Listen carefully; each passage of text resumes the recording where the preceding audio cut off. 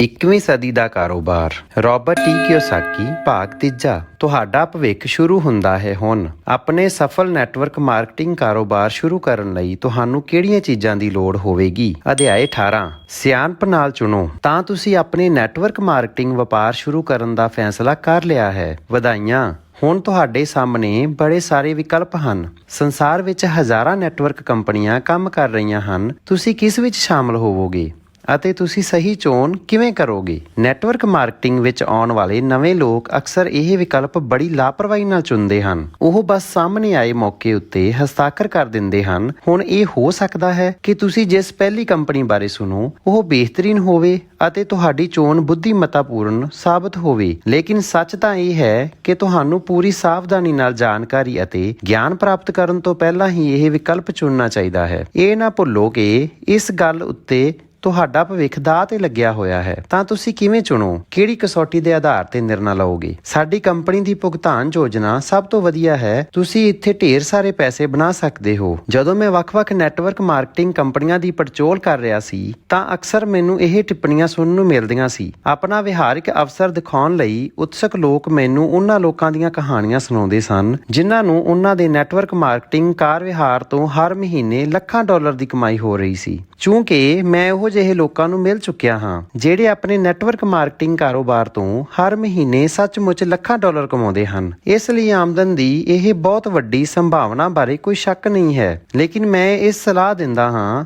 ਕਿ ਤੁਸੀਂ ਮੁੱਢਲੇ ਤੌਰ ਉੱਤੇ ਪੈਸਿਆਂ ਦੀ ਖਾਤਰ ਕਿਸੇ ਨੈਟਵਰਕ ਮਾਰਕੀਟਿੰਗ ਕਾਰੋਬਾਰ ਉੱਤੇ ਗੌਰ ਕਰੋ। ਸਾਡੇ ਕੋਲ ਸ੍ਰੇਸ਼ਟ, ਸਭ ਤੋਂ ਚੰਗੀ ਗੁਣਵੱਤਾ ਦੇ ਪ੍ਰੋਡਕਟਸ ਹਨ। ਇਹੋ ਜਿਹੇ ਪ੍ਰੋਡਕਟਸ ਜਿਨ੍ਹਾਂ ਨਾਲ ਲੋਕਾਂ ਦੀ ਜ਼ਿੰਦਗੀ ਬਦਲ ਗਈ ਹੈ। ਮੈਂ ਇਹ ਗੱਲ ਵੀ ਬੜੀ ਵਾਰੀ ਸੁਣੀ ਹੈ, ਪ੍ਰੋਡਕਟਸ ਦੇ ਬਿਹਤਰੀਨ ਮੁਨਾਫੇ ਸ਼ਾਇਦ ਉਹ ਨੰਬਰ 2 ਕਾਰਨ ਸੀ ਜਿਹੜਾ ਲੋਕਾਂ ਨੂੰ ਮੈਨੂੰ ਸ਼ਾਮਲ ਕਰਨ ਲਈ ਦੱਸਿਆ। ਨੰਬਰ 1 ਤੇ ਪੈਸਾ ਸੀ। ਇੱਕ ਵਾਰ ਫਿਰ ਮੈਨੂੰ ਇਸ ਬਾਰੇ ਕੋਈ ਸ਼ੰਕਾ ਨਹੀਂ ਹੈ, ਹਾਲਾਂਕਿ ਮੈਂ ਬਹੁਤ ਸਾਰੀਆਂ ਅਤਕਥਨੀਪੂਰਨ ਗੱਲਾਂ ਵੀ ਸੁਣੀਆਂ ਸਨ, ਲੇਕਿਨ ਮੈਨੂੰ ਕੁਝ ਸੱਚਮੁੱਚ ਬਿਹਤਰੀਨ ਪ੍ਰੋਡਕਟਸ ਵੀ ਮਿਲੇ ਜਿਨ੍ਹਾਂ ਵਿੱਚੋਂ ਕੁਝ ਤਾਂ ਮੈਂ ਅੱਜ ਵੀ ਇਸਤੇਮਾਲ ਕਰਦਾ ਹਾਂ। ਅਸਲ ਵਿੱਚ ਬੜੀ ਉੱਚੀ ਗੁਣਵੱਤਾ ਦੇ ਪ੍ਰੋਡਕਟਸ ਨੈਟਵਰਕ ਮਾਰਕੀਟਿੰਗ ਕੰਪਨੀ ਦਾ ਇੱਕ ਥੰਮ ਹੈ, ਪਰ ਪ੍ਰੋਡਕਟਸ ਵੀ ਨੈਟਵਰਕ ਮਾਰਕੀਟਿੰਗ ਦੀ ਸਭ ਤੋਂ ਮਹੱਤਵਪੂਰਨ ਲਾਭ ਨਹੀਂ ਹੈ। ਮੈਨੂੰ ਇਹ ਦੁਹਰਾਉਣ ਦਿਓ, ਤੁਸੀਂ ਕਿਸ ਕੰਪਨੀ ਨਾਲ ਕੰਮ ਕਰੋ ਇਹ ਚੁਣਨ ਵੇਲੇ ਪ੍ਰੋਡਕਟ ਸਭ ਤੋਂ ਮਹੱਤਵਪੂਰਨ ਵਿਚਾਰਯੋਗ ਪ੍ਰਸ਼ਨ ਨਹੀਂ ਹੈ। ਮੈਂ ਇਸ ਗੱਲ ਉੱਤੇ ਜ਼ੋਰ ਇਸ ਲਈ ਦਿੰਦਾ ਹਾਂ ਕਿਉਂਕਿ ਜ਼ਿਆਦਾਤਰ ਲੋਕ ਇਹ ਮੰਨ ਲੈਂਦੇ ਹਨ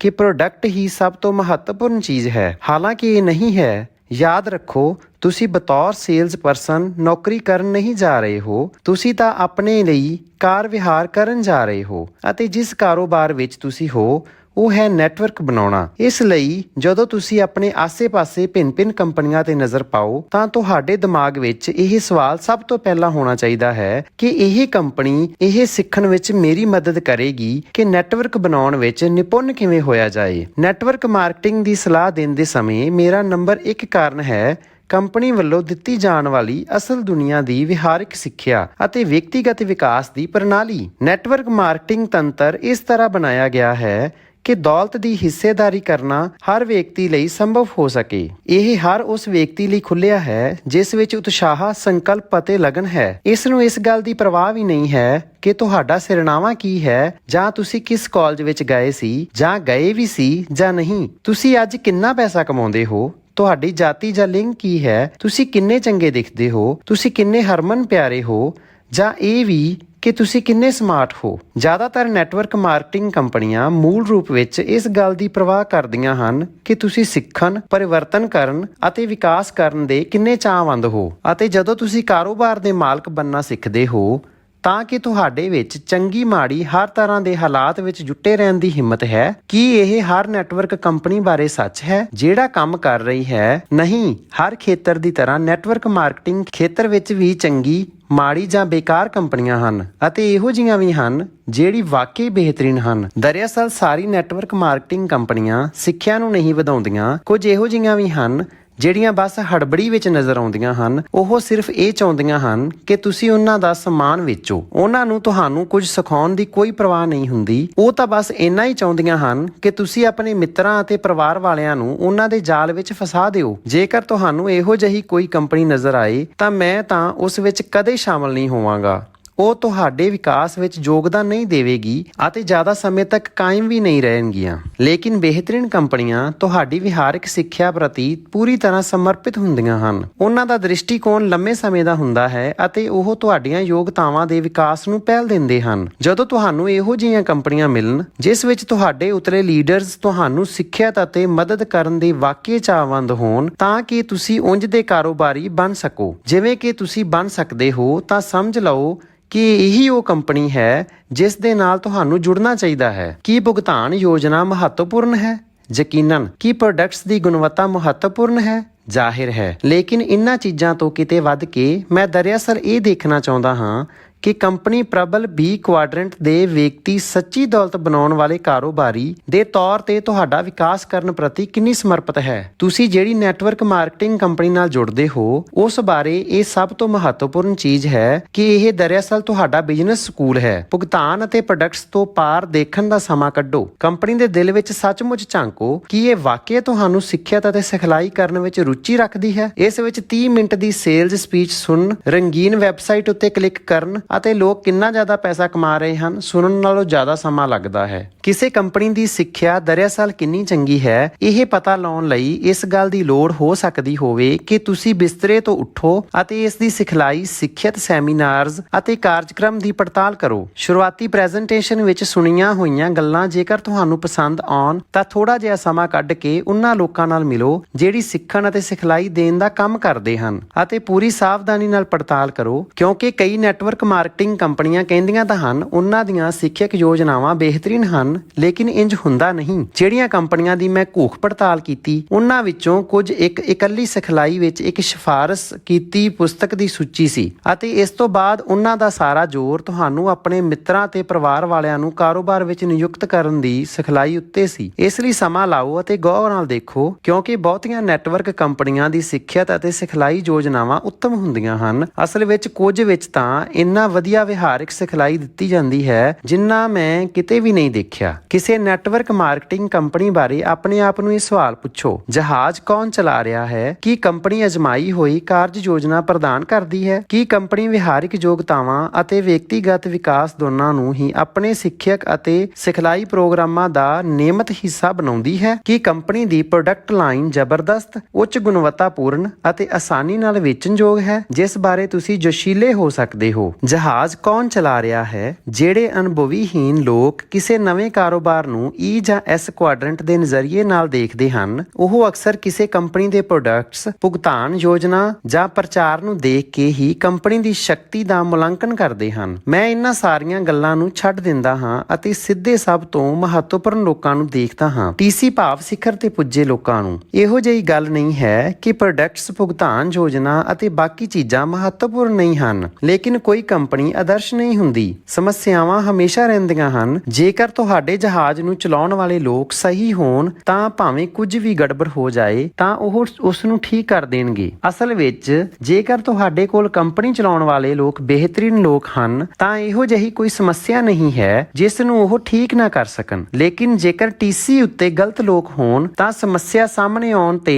ਤੁਸੀਂ ਉਹਨਾਂ ਬਾਰੇ ਕੁਝ ਵੀ ਨਹੀਂ ਕਰ ਸਕਦੇ। ਤੁਸੀਂ ਕਿਸੇ ਪੁਸਤਕ ਦਾ ਅੰਦਾਜ਼ਾ ਉਸ ਦੇ ਕਵਰ ਦੇ ਆਧਾਰ ਤੇ ਨਹੀਂ ਕਰ ਸਕਦੇ। ਪ੍ਰਚਾਰ ਲਈ ਵੀਡੀਓਜ਼ ਅਤੇ ਵੈਬਸਾਈਟਸ ਤੋਂ ਪਰੇ ਦੇਖੋ। TC ਤੇ ਪੁੱਜੇ ਲੋਕਾਂ ਨੂੰ ਦੇਖੋ, ਉਹਨਾਂ ਦੀ ਪਿਛੋਕੜ, ਉਹਨਾਂ ਦਾ ਅਨੁਭਵ, ਉਹਨਾਂ ਦਾ ਟਰੈਕ ਰਿਕਾਰਡਸ, ਉਹਨਾਂ ਦਾ ਚਰਿੱਤਰ ਕਿਹੋ ਜਿਹਾ ਹੈ। ਭਾਵੇਂ ਤੁਸੀਂ ਉਹਨਾਂ ਨੂੰ ਵਿਅਕਤੀਗਤ ਤੌਰ ਤੇ ਜਾਣਦੇ ਹੋ ਜਾਂ ਨਹੀਂ, ਜਾਂ ਉਹਨਾਂ ਨਾਲ ਕਦੇ ਸਿੱਧੇ ਕੰਮ ਕਰੋ ਜਾਂ ਨਾ ਕਰੋ, ਦਰਅਸਲ ਉਹੀ ਉਹ ਪਾਰਟਨਰਜ਼ ਹਨ ਜਿਨ੍ਹਾਂ ਨਾਲ ਤੁਸੀਂ ਕਾਰੋਬਾਰ ਕਰਨ ਜਾ ਰਹੇ ਹੋ। ਜੌਨ, ਇੱਥੇ ਮੈਂ ਇੱਕ ਭਰਮਾਉਣ ਵਾਲੀ ਮਿੱਥ ਨੂੰ ਠੀਕ ਕਰਨਾ ਚਾਹਾਂਗਾ ਜਿਸ ਨੂੰ ਕੰਪਨੀ ਦੇ ਉਤਸਕ ਮਾਲਕ ਕਈ ਵਾਰ ਫੈਲਾਉਂਦੇ ਹਨ ਕਿ ਵੱਡਾ ਪੈਸਾ ਬਣਾਉਣ ਲਈ ਤੁਹਾਨੂੰ ਹੇਠਲੀ ਮੰਜ਼ਲ ਤੇ ਅੰਦਰੋਂ ਵੜਨਾ ਚਾਹੀਦਾ ਹੈ। ਇਹ ਸੱਚ ਨਹੀਂ ਹੈ ਰਾਬਰਟ। ਨਾ ਸਿਰਫ ਇਹ ਝੂਠ ਹੈ ਬਲਕਿ ਸਰਾਸਰ ਮੂਰਖਤਾਪੂਰਨ ਵੀ ਹੈ। ਕਾਰੋਬਾਰ ਸ਼ੁਰੂ ਕਰਨ ਵਾਲੀ ਜ਼ਿਆਦਾਤਰ ਕੰਪਨੀਆਂ ਪਹਿਲੇ 1-2 ਸਾਲ ਅੰਦਰ ਹੀ ਡੁੱਬ ਜਾਂਦੀਆਂ ਹਨ ਅਤੇ ਇਹਨਾਂ ਵਿੱਚ ਸ਼ੁਰੂਆਤੀ ਨੈਟਵਰਕ ਮਾਰਕੀਟਿੰਗ ਕਾਰਪੋਰੇਸ਼ਨ ਵੀ ਸ਼ਾਮਲ ਹਨ। ਤੁਸੀਂ ਕਿਸੇ ਇਹੋ ਜਿਹੀ ਕੰਪਨੀ ਵਿੱਚ ਆਪਣੀ ਕਰੜੀ ਮਿਹਨਤ, ਸਮਾਂ ਅਤੇ ਊਰਜਾ ਦੇ ਨਿਵੇਸ਼ ਦਾ ਜੋਖਮ ਕਿਉਂ ਲੈਣਾ ਚਾਹੁੰਦੇ ਹੋ ਜਿਸ ਦੇ ਕੋਲ ਆਪਣਾ ਕੋਈ ਟਰੈਕ ਰਿਕਾਰਡ ਹੀ ਨਹੀਂ ਹੈ? ਜੌਨ, ਮੌਜੂਦਾ ਹਾਲਾਤਾਂ ਵਿੱਚ ਇਹੋ ਜਿਹੀ ਸਸ਼ਕਤ, ਵਿਹਾਰਿਕ ਉੱਤਮ ਨੈਟਵਰਕ ਮਾਰਕੀਟਿੰਗ ਕੰਪਨੀਆਂ ਹਨ ਜਿਹੜੀਆਂ 3 ਸਾਲ ਪੁਰਾਣੀਆਂ ਹਨ ਅਤੇ ਇਹੋ ਜਿਹੀਆਂ ਵੀ ਹਨ ਜਿਹੜੀਆਂ 30 ਸਾਲ ਪੁਰਾਣੀਆਂ ਹਨ। ਇਹ ਸੱਚ ਹੈ ਕਿ ਕਿਸੇ ਨਵੀਂ ਸ਼ੁਰੂਆਤ ਕਰਨ ਵਾਲੀ ਕੰਪਨੀ ਦਾ ਹਿੱਸਾ ਬਣਨ ਤੇ ਰੋਮਾਂਚ ਅਤੇ ਊਰਜਾ ਦਾ ਅਹਿਸਾਸ ਮਿਲਦਾ ਹੈ, ਲੇਕਿਨ ਦੂਜੇ ਪਾਸੇ ਇਹ ਵੀ ਸੱਚ ਹੈ ਕਿ ਕਈ ਦਹਾਕਿਆਂ ਤੋਂ ਕਾਰੋਬਾਰ ਕਰਨ ਵਾਲੀ ਕੰਪਨੀ ਨਾਲ ਜੁੜਨ ਉੱਤੇ ਬੜੀ ਸਾਰੀ ਸ਼ਕਤੀ ਅਤੇ ਪ੍ਰਤੀਤ ਹਾਸਲ ਹੁੰਦੀ ਹੈ। ਜਿਹੜੀ ਕੰਪਨੀ ਨੇ ਹੁਣੇ-ਹੁਣੇ ਆਪਣੇ ਦਰਵਾਜ਼ੇ ਖੋਲ੍ਹੇ ਹਨ ਉਸ ਵਿੱਚ ਸ਼ਾਮਲ ਹੋਣ ਬਾਰੇ ਮੈਂ ਥੋੜਾ ਜ਼ਿਆਦਾ ਸਾਵਧਾਨ ਰਹਾਂਗਾ, ਪਰ ਇੱਥੇ ਵੀ ਅਪਵਾਦ ਹੁੰਦੇ ਹਨ। ਤੁਹਾਨੂੰ ਇਹੋ ਜਿਹੀ ਵੀ ਨਵੀਂ ਕੰਪਨੀ ਮਿਲ ਸਕਦੀ ਹੈ ਜਿਹੜੀ ਸ਼ੁਰੂ ਹੀ ਹੋ ਰਹੀ ਹੋਵੇ, ਲੇਕਿਨ ਉਸ ਦੇ ਪਿੱਛੇ ਇੰਨੇ ਦਮਦਾਰ ਲੋਕ ਹਨ ਕਿ ਤੁਹਾਨੂੰ ਉਸ ਦੇ ਬਾਰੇ ਗੰਭੀਰਤਾ ਨਾਲ ਵਿਚਾਰ ਕਰਨਾ ਚਾਹੀਦਾ ਹੈ। ਪਤੇ ਦੀ ਗੱਲ ਇਹ ਹੈ ਕਿ ਤੁਹਾਨੂੰ ਚੰਗੀ ਤਰ੍ਹਾਂ ਪੁੱਛ-ਛਾਣ ਕਰ ਲੈਣੀ ਚਾਹੀਦੀ ਹੈ। ਤੁਸੀਂ ਜਿਸ ਨੂੰ ਦੇਖ ਰਹੇ ਹੋ ਉਸ ਦੇ ਬਾਰੇ ਪੂਰਾ ਪਤਾ ਲਾਓ। ਤੁਸੀਂ ਕਿਸ ਦੇ ਨਾਲ ਕਾਰੋਬਾਰ ਵਿੱਚ ਉਤਰ ਰਹੇ ਹੋ ਇਸ ਦੀ ਚੰਗੀ ਤਰ੍ਹਾਂ ਤਹਿਕੀਕਾਤ ਕਰ ਲਓ। ਉਹਨਾਂ ਲੋਕਾਂ ਦੀਆਂ ਗੱਲਾਂ ਵਿੱਚ ਆ ਕੇ ਮੂਰਖ ਨਾ ਬਣੋ ਜਿਹੜੇ ਤੁਹਾਨੂੰ ਦੱਸਦੇ ਹਨ ਕਿ ਅਮੀਰ ਬਣਨ ਦਾ ਰਾਜ ਕਿਸੇ ਬਿਲਕੁਲ ਨਵੀਂ ਕੰਪਨੀ ਜਾਂ 5 ਸਾਲ ਪੁਰਾਣੀ ਕੰਪਨੀ ਜਾਂ 35 ਸਾਲ ਪੁਰਾਣੀ ਕੰਪਨੀ ਨਾਲ ਜੁੜਨਾ ਹੈ। ਦਰਅਸਲ ਕੋਈ ਰਾਜ ਹੈ ਹੀ ਨਹੀਂ, ਕੋਈ ਜਾਦੂਈ ਫਾਰਮੂਲਾ ਨਹੀਂ ਹੈ। ਤੁਸੀਂ ਤਾਂ ਇੱਕ ਇਹੋ ਜਿਹੀ ਕੰਪਨੀ ਚਾਹੁੰਦੇ ਹੋ ਜਿਹੜੀ ਇਹ ਜਾਣਦੀ ਹੋਵੇ ਕਿ ਇਹ ਕੀ ਕਰ ਰਹੀ ਹੈ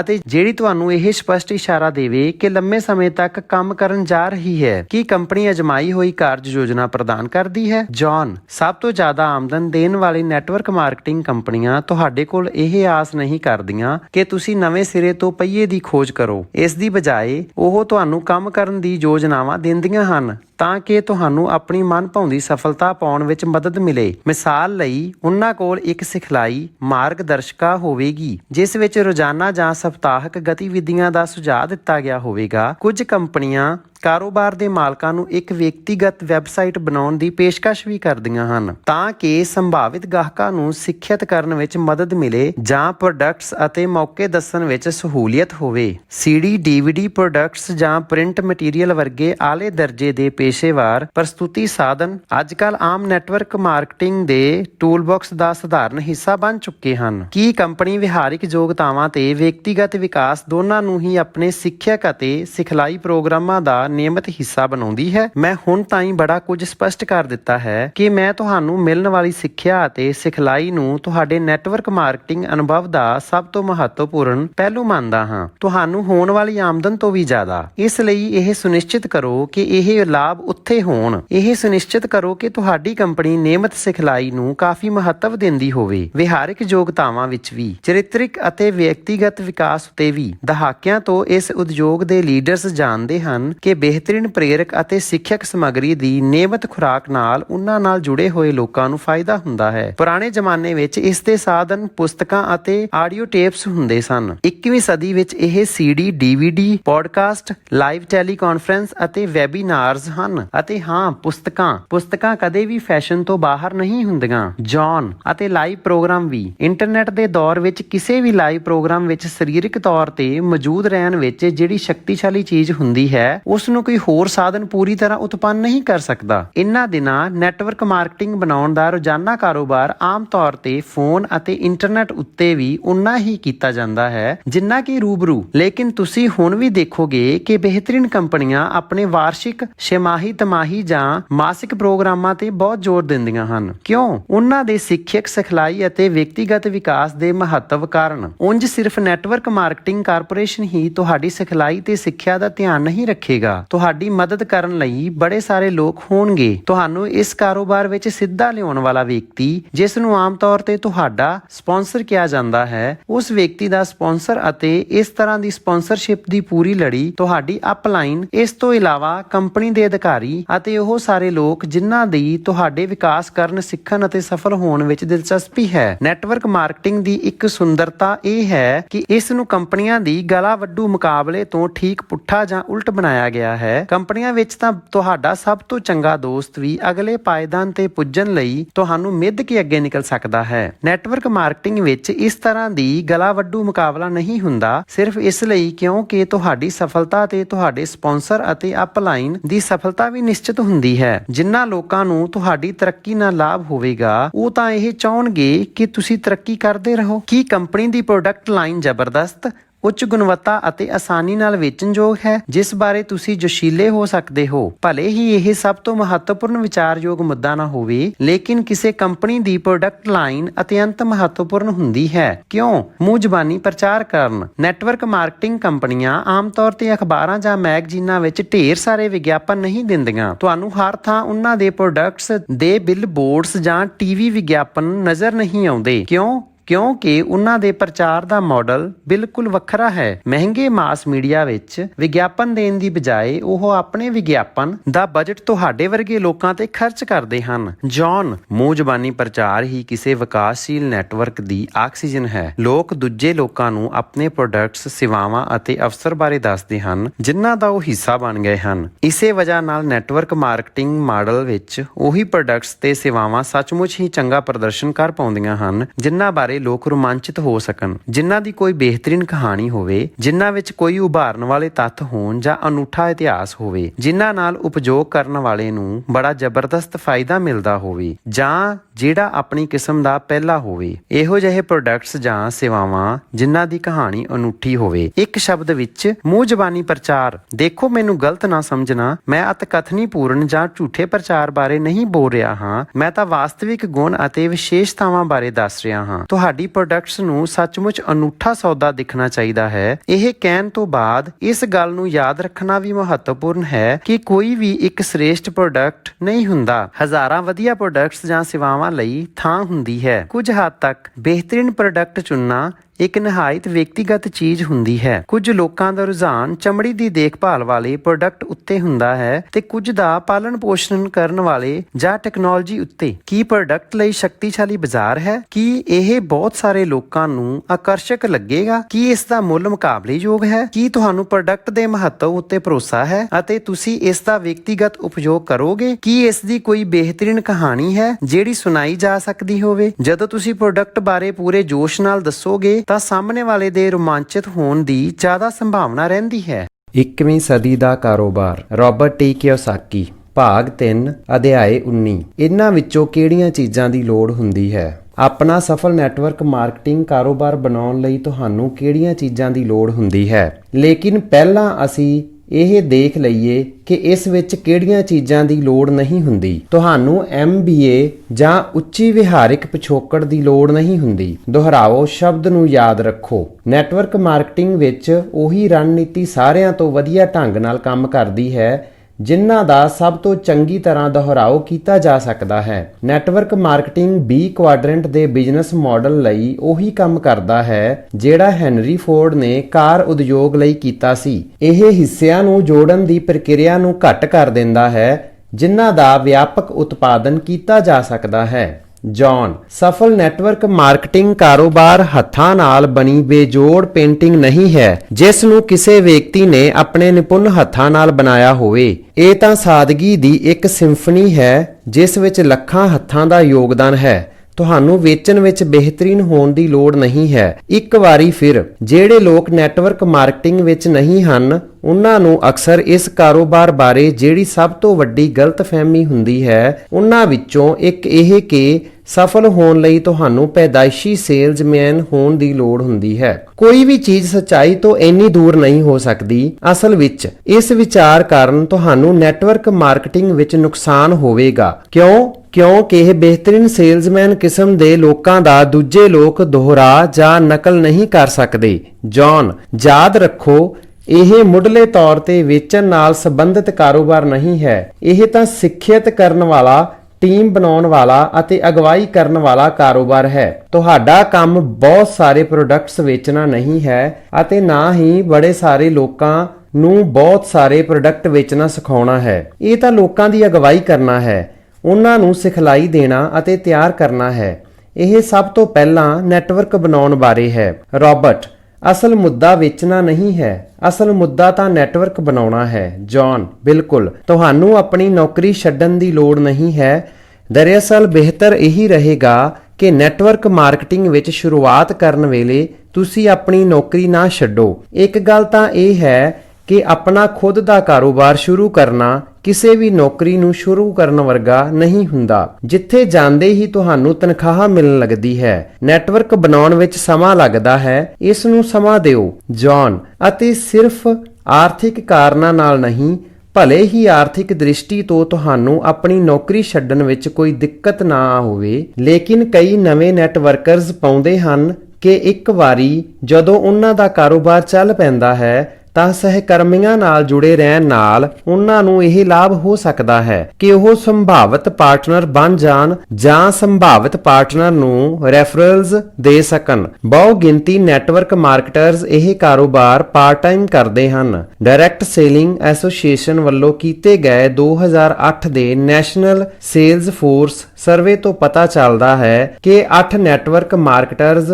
ਵਿੱਚੋਂ ਸਿਰਫ ਇੱਕ ਹੀ ਆਪਣੇ ਕਾਰੋਬਾਰ ਵਿੱਚ ਹਰ ਹਫ਼ਤੇ 20 ਘੰਟੇ ਜਾਂ ਇਸ ਤੋਂ ਵੱਧ ਕੰਮ ਕਰਦਾ ਹੈ। ਤੁਹਾਨੂੰ ਅਮੀਰ ਹੋਣ ਜਾਂ ਆਪਣੇ ਮਕਾਨ ਉੱਤੇ ਦੁਬਾਰਾ ਕਰਜ਼ ਲੈਣ ਦੀ ਲੋੜ ਨਹੀਂ ਹੈ। ਜ਼ਿਆਦਾਤਰ ਨੈਟਵਰਕ ਮਾਰਕੀਟਿੰਗ ਕਾਰੋਬਾਰਾਂ ਲਈ ਦਰਅਸਲ $500 ਤੋਂ ਵੀ ਘੱਟ ਸ਼ੁਰੂਆਤੀ ਪੂੰਜੀ ਦੀ ਲੋੜ ਹੁੰਦੀ ਹੈ। ਇਸ ਨੂੰ ਸਮਝਣ ਵਿੱਚ ਕੋਈ ਗਲਤੀ ਨਾ ਕਰੋ। ਨਗਦ ਪੂੰਜੀ ਦੀ ਭਰਪਾਈ ਤੁਹਾਨੂੰ ਆਪਣੀ ਮਿਹਨਤ ਅਤੇ ਜੋਸ਼ ਨਾਲ ਕਰਨੀ ਹੁੰਦੀ ਹੈ। ਇਸ ਕਾਰੋਬਾਰ ਵਿੱਚ ਤੁਹਾਨੂੰ ਦਰਅਸਲ ਸਭ ਤੋਂ ਪ੍ਰਮੁੱਖ ਨਿਵੇਸ਼ ਆਪਣੇ ਆਪ ਨਾਲ ਕਰਨਾ ਹੁੰਦਾ ਹੈ, ਜਿਵੇਂ ਸਮਾਂ, ਇਕਾਗਰਤਾ ਅਤੇ ਲਗਨ ਵਿਕਸਿਤ ਕਰਨਾ। ਇਸ ਨੂੰ ਸ਼ੁਰੂ ਕਰਨ ਲਈ ਢੇਰ ਸਾਰੀ ਪੂੰਜੀ ਦੀ ਲੋੜ ਨਹੀਂ ਹੁੰਦੀ। ਜੌਨ। ਪੂੰਜੀ ਦਾ ਨਿਵੇਸ਼ ਬੜਾ ਘੱਟ ਹੈ। ਇਸ ਦਾ ਇਹ ਮਤਲਬ ਨਹੀਂ ਹੈ ਕਿ ਇਸ ਦੀ ਲੋੜ ਨਹੀਂ ਹੁੰਦੀ। ਇਹ ਇੱਕ ਵਪਾਰ ਹੈ ਅਤੇ ਇਸ ਨੂੰ ਤੁਹਾਨੂੰ ਕਿਸੇ ਵਪਾਰ ਵਾਂਗ ਹੀ ਚਲਾਉਣਾ ਚਾਹੀਦਾ ਹੈ ਅਤੇ ਇਸ ਦਾ ਮਤਲਬ ਹੈ ਕਿ ਤੁਹਾਨੂੰ ਹਰ ਮਹੀਨੇ ਕੰਮ ਕਰਨ ਦੀ ਲਾਗਤ ਆਵੇਗੀ। ਆਮ ਤੌਰ ਤੇ ਤੁਹਾਡਾ ਮਾਸਕ ਬਜਟ ਬੜਾ ਘੱਟ ਹੋਵੇਗਾ। ਪ੍ਰੋਡਕਟ ਸੈਂਪਲਿੰਗ ਦੀ ਮਾਸਕ ਆਪੂਰਤੀ, ਸੰਪਰਕ ਅਤੇ ਪ੍ਰਸਤੁਤੀ ਸਾਧਨਾਂ ਦੀ ਲਾਗਤ, ਜਿਵੇਂ ਉੱਤੇ ਦੱਸੇ ਗਏ ਸੰਸਾਧਨ, CD, DVD, ਵੈਬਸਾਈਟਸ ਆਦਿ, ਨਾਲ ਹੀ ਵਿਹਾਰਿਕ ਅਤੇ ਵਿਅਕਤੀਗਤ ਵਿਕਾਸ ਸਮੱਗਰੀ ਦਾ ਖਰਚ। ਇਸ ਤਰ੍ਹਾਂ ਅਸੀਂ ਦੇਖਦੇ ਹਾਂ ਕਿ ਤੁਹਾਨੂੰ ਸ਼ੁਰੂਆਤ ਕਰਨ ਲਈ ਬਹੁਤ ਜ਼ਿਆਦਾ ਪੈਸਿਆਂ ਦੀ ਲੋੜ ਤਾਂ ਨਹੀਂ ਹੁੰਦੀ, ਲੇਕਿਨ ਹਾਂ, ਤੁਹਾਨੂੰ ਹਰ ਮਹੀਨੇ ਕੁਝ ਤਾਰਕਿਕ ਖਰਚਿਆਂ ਦੇ ਬਜਟ ਦੀ ਲੋੜ ਜ਼ਰੂਰ ਹੁੰਦੀ ਹੈ। ਤੁਹਾਨੂੰ ਸੌਦੇਬਾਜ਼ੀ ਵਿੱਚ ਉਸਤਾਦ ਹੋਣ ਜਾਂ ਗਿਣਤੀ ਮਿੰਤੀ ਵਿੱਚ ਮਾਹਰ ਹੋਣ ਦੀ ਲੋੜ ਨਹੀਂ ਹੁੰਦੀ। ਤੁਹਾਨੂੰ ਇੱਕ ਭੜਕਦੀ ਹੋਈ ਇੱਛਾ ਅਤੇ ਸੰਕਲਪ ਦੀ ਲੋੜ ਹੁੰਦੀ ਹੈ, ਜਿਸ ਵਿੱਚ ਜੋਸ਼ ਦਾ ਪ੍ਰਬਲ ਬਾਲਣ ਹੋਵੇ। ਮੇਰੇ ਮਿੱਤਰ ਡੋਨਾਲਡ ਟਰੰਪ ਕਹਿੰਦੇ ਹਨ, ਤੁਸੀਂ ਜਿਹੜਾ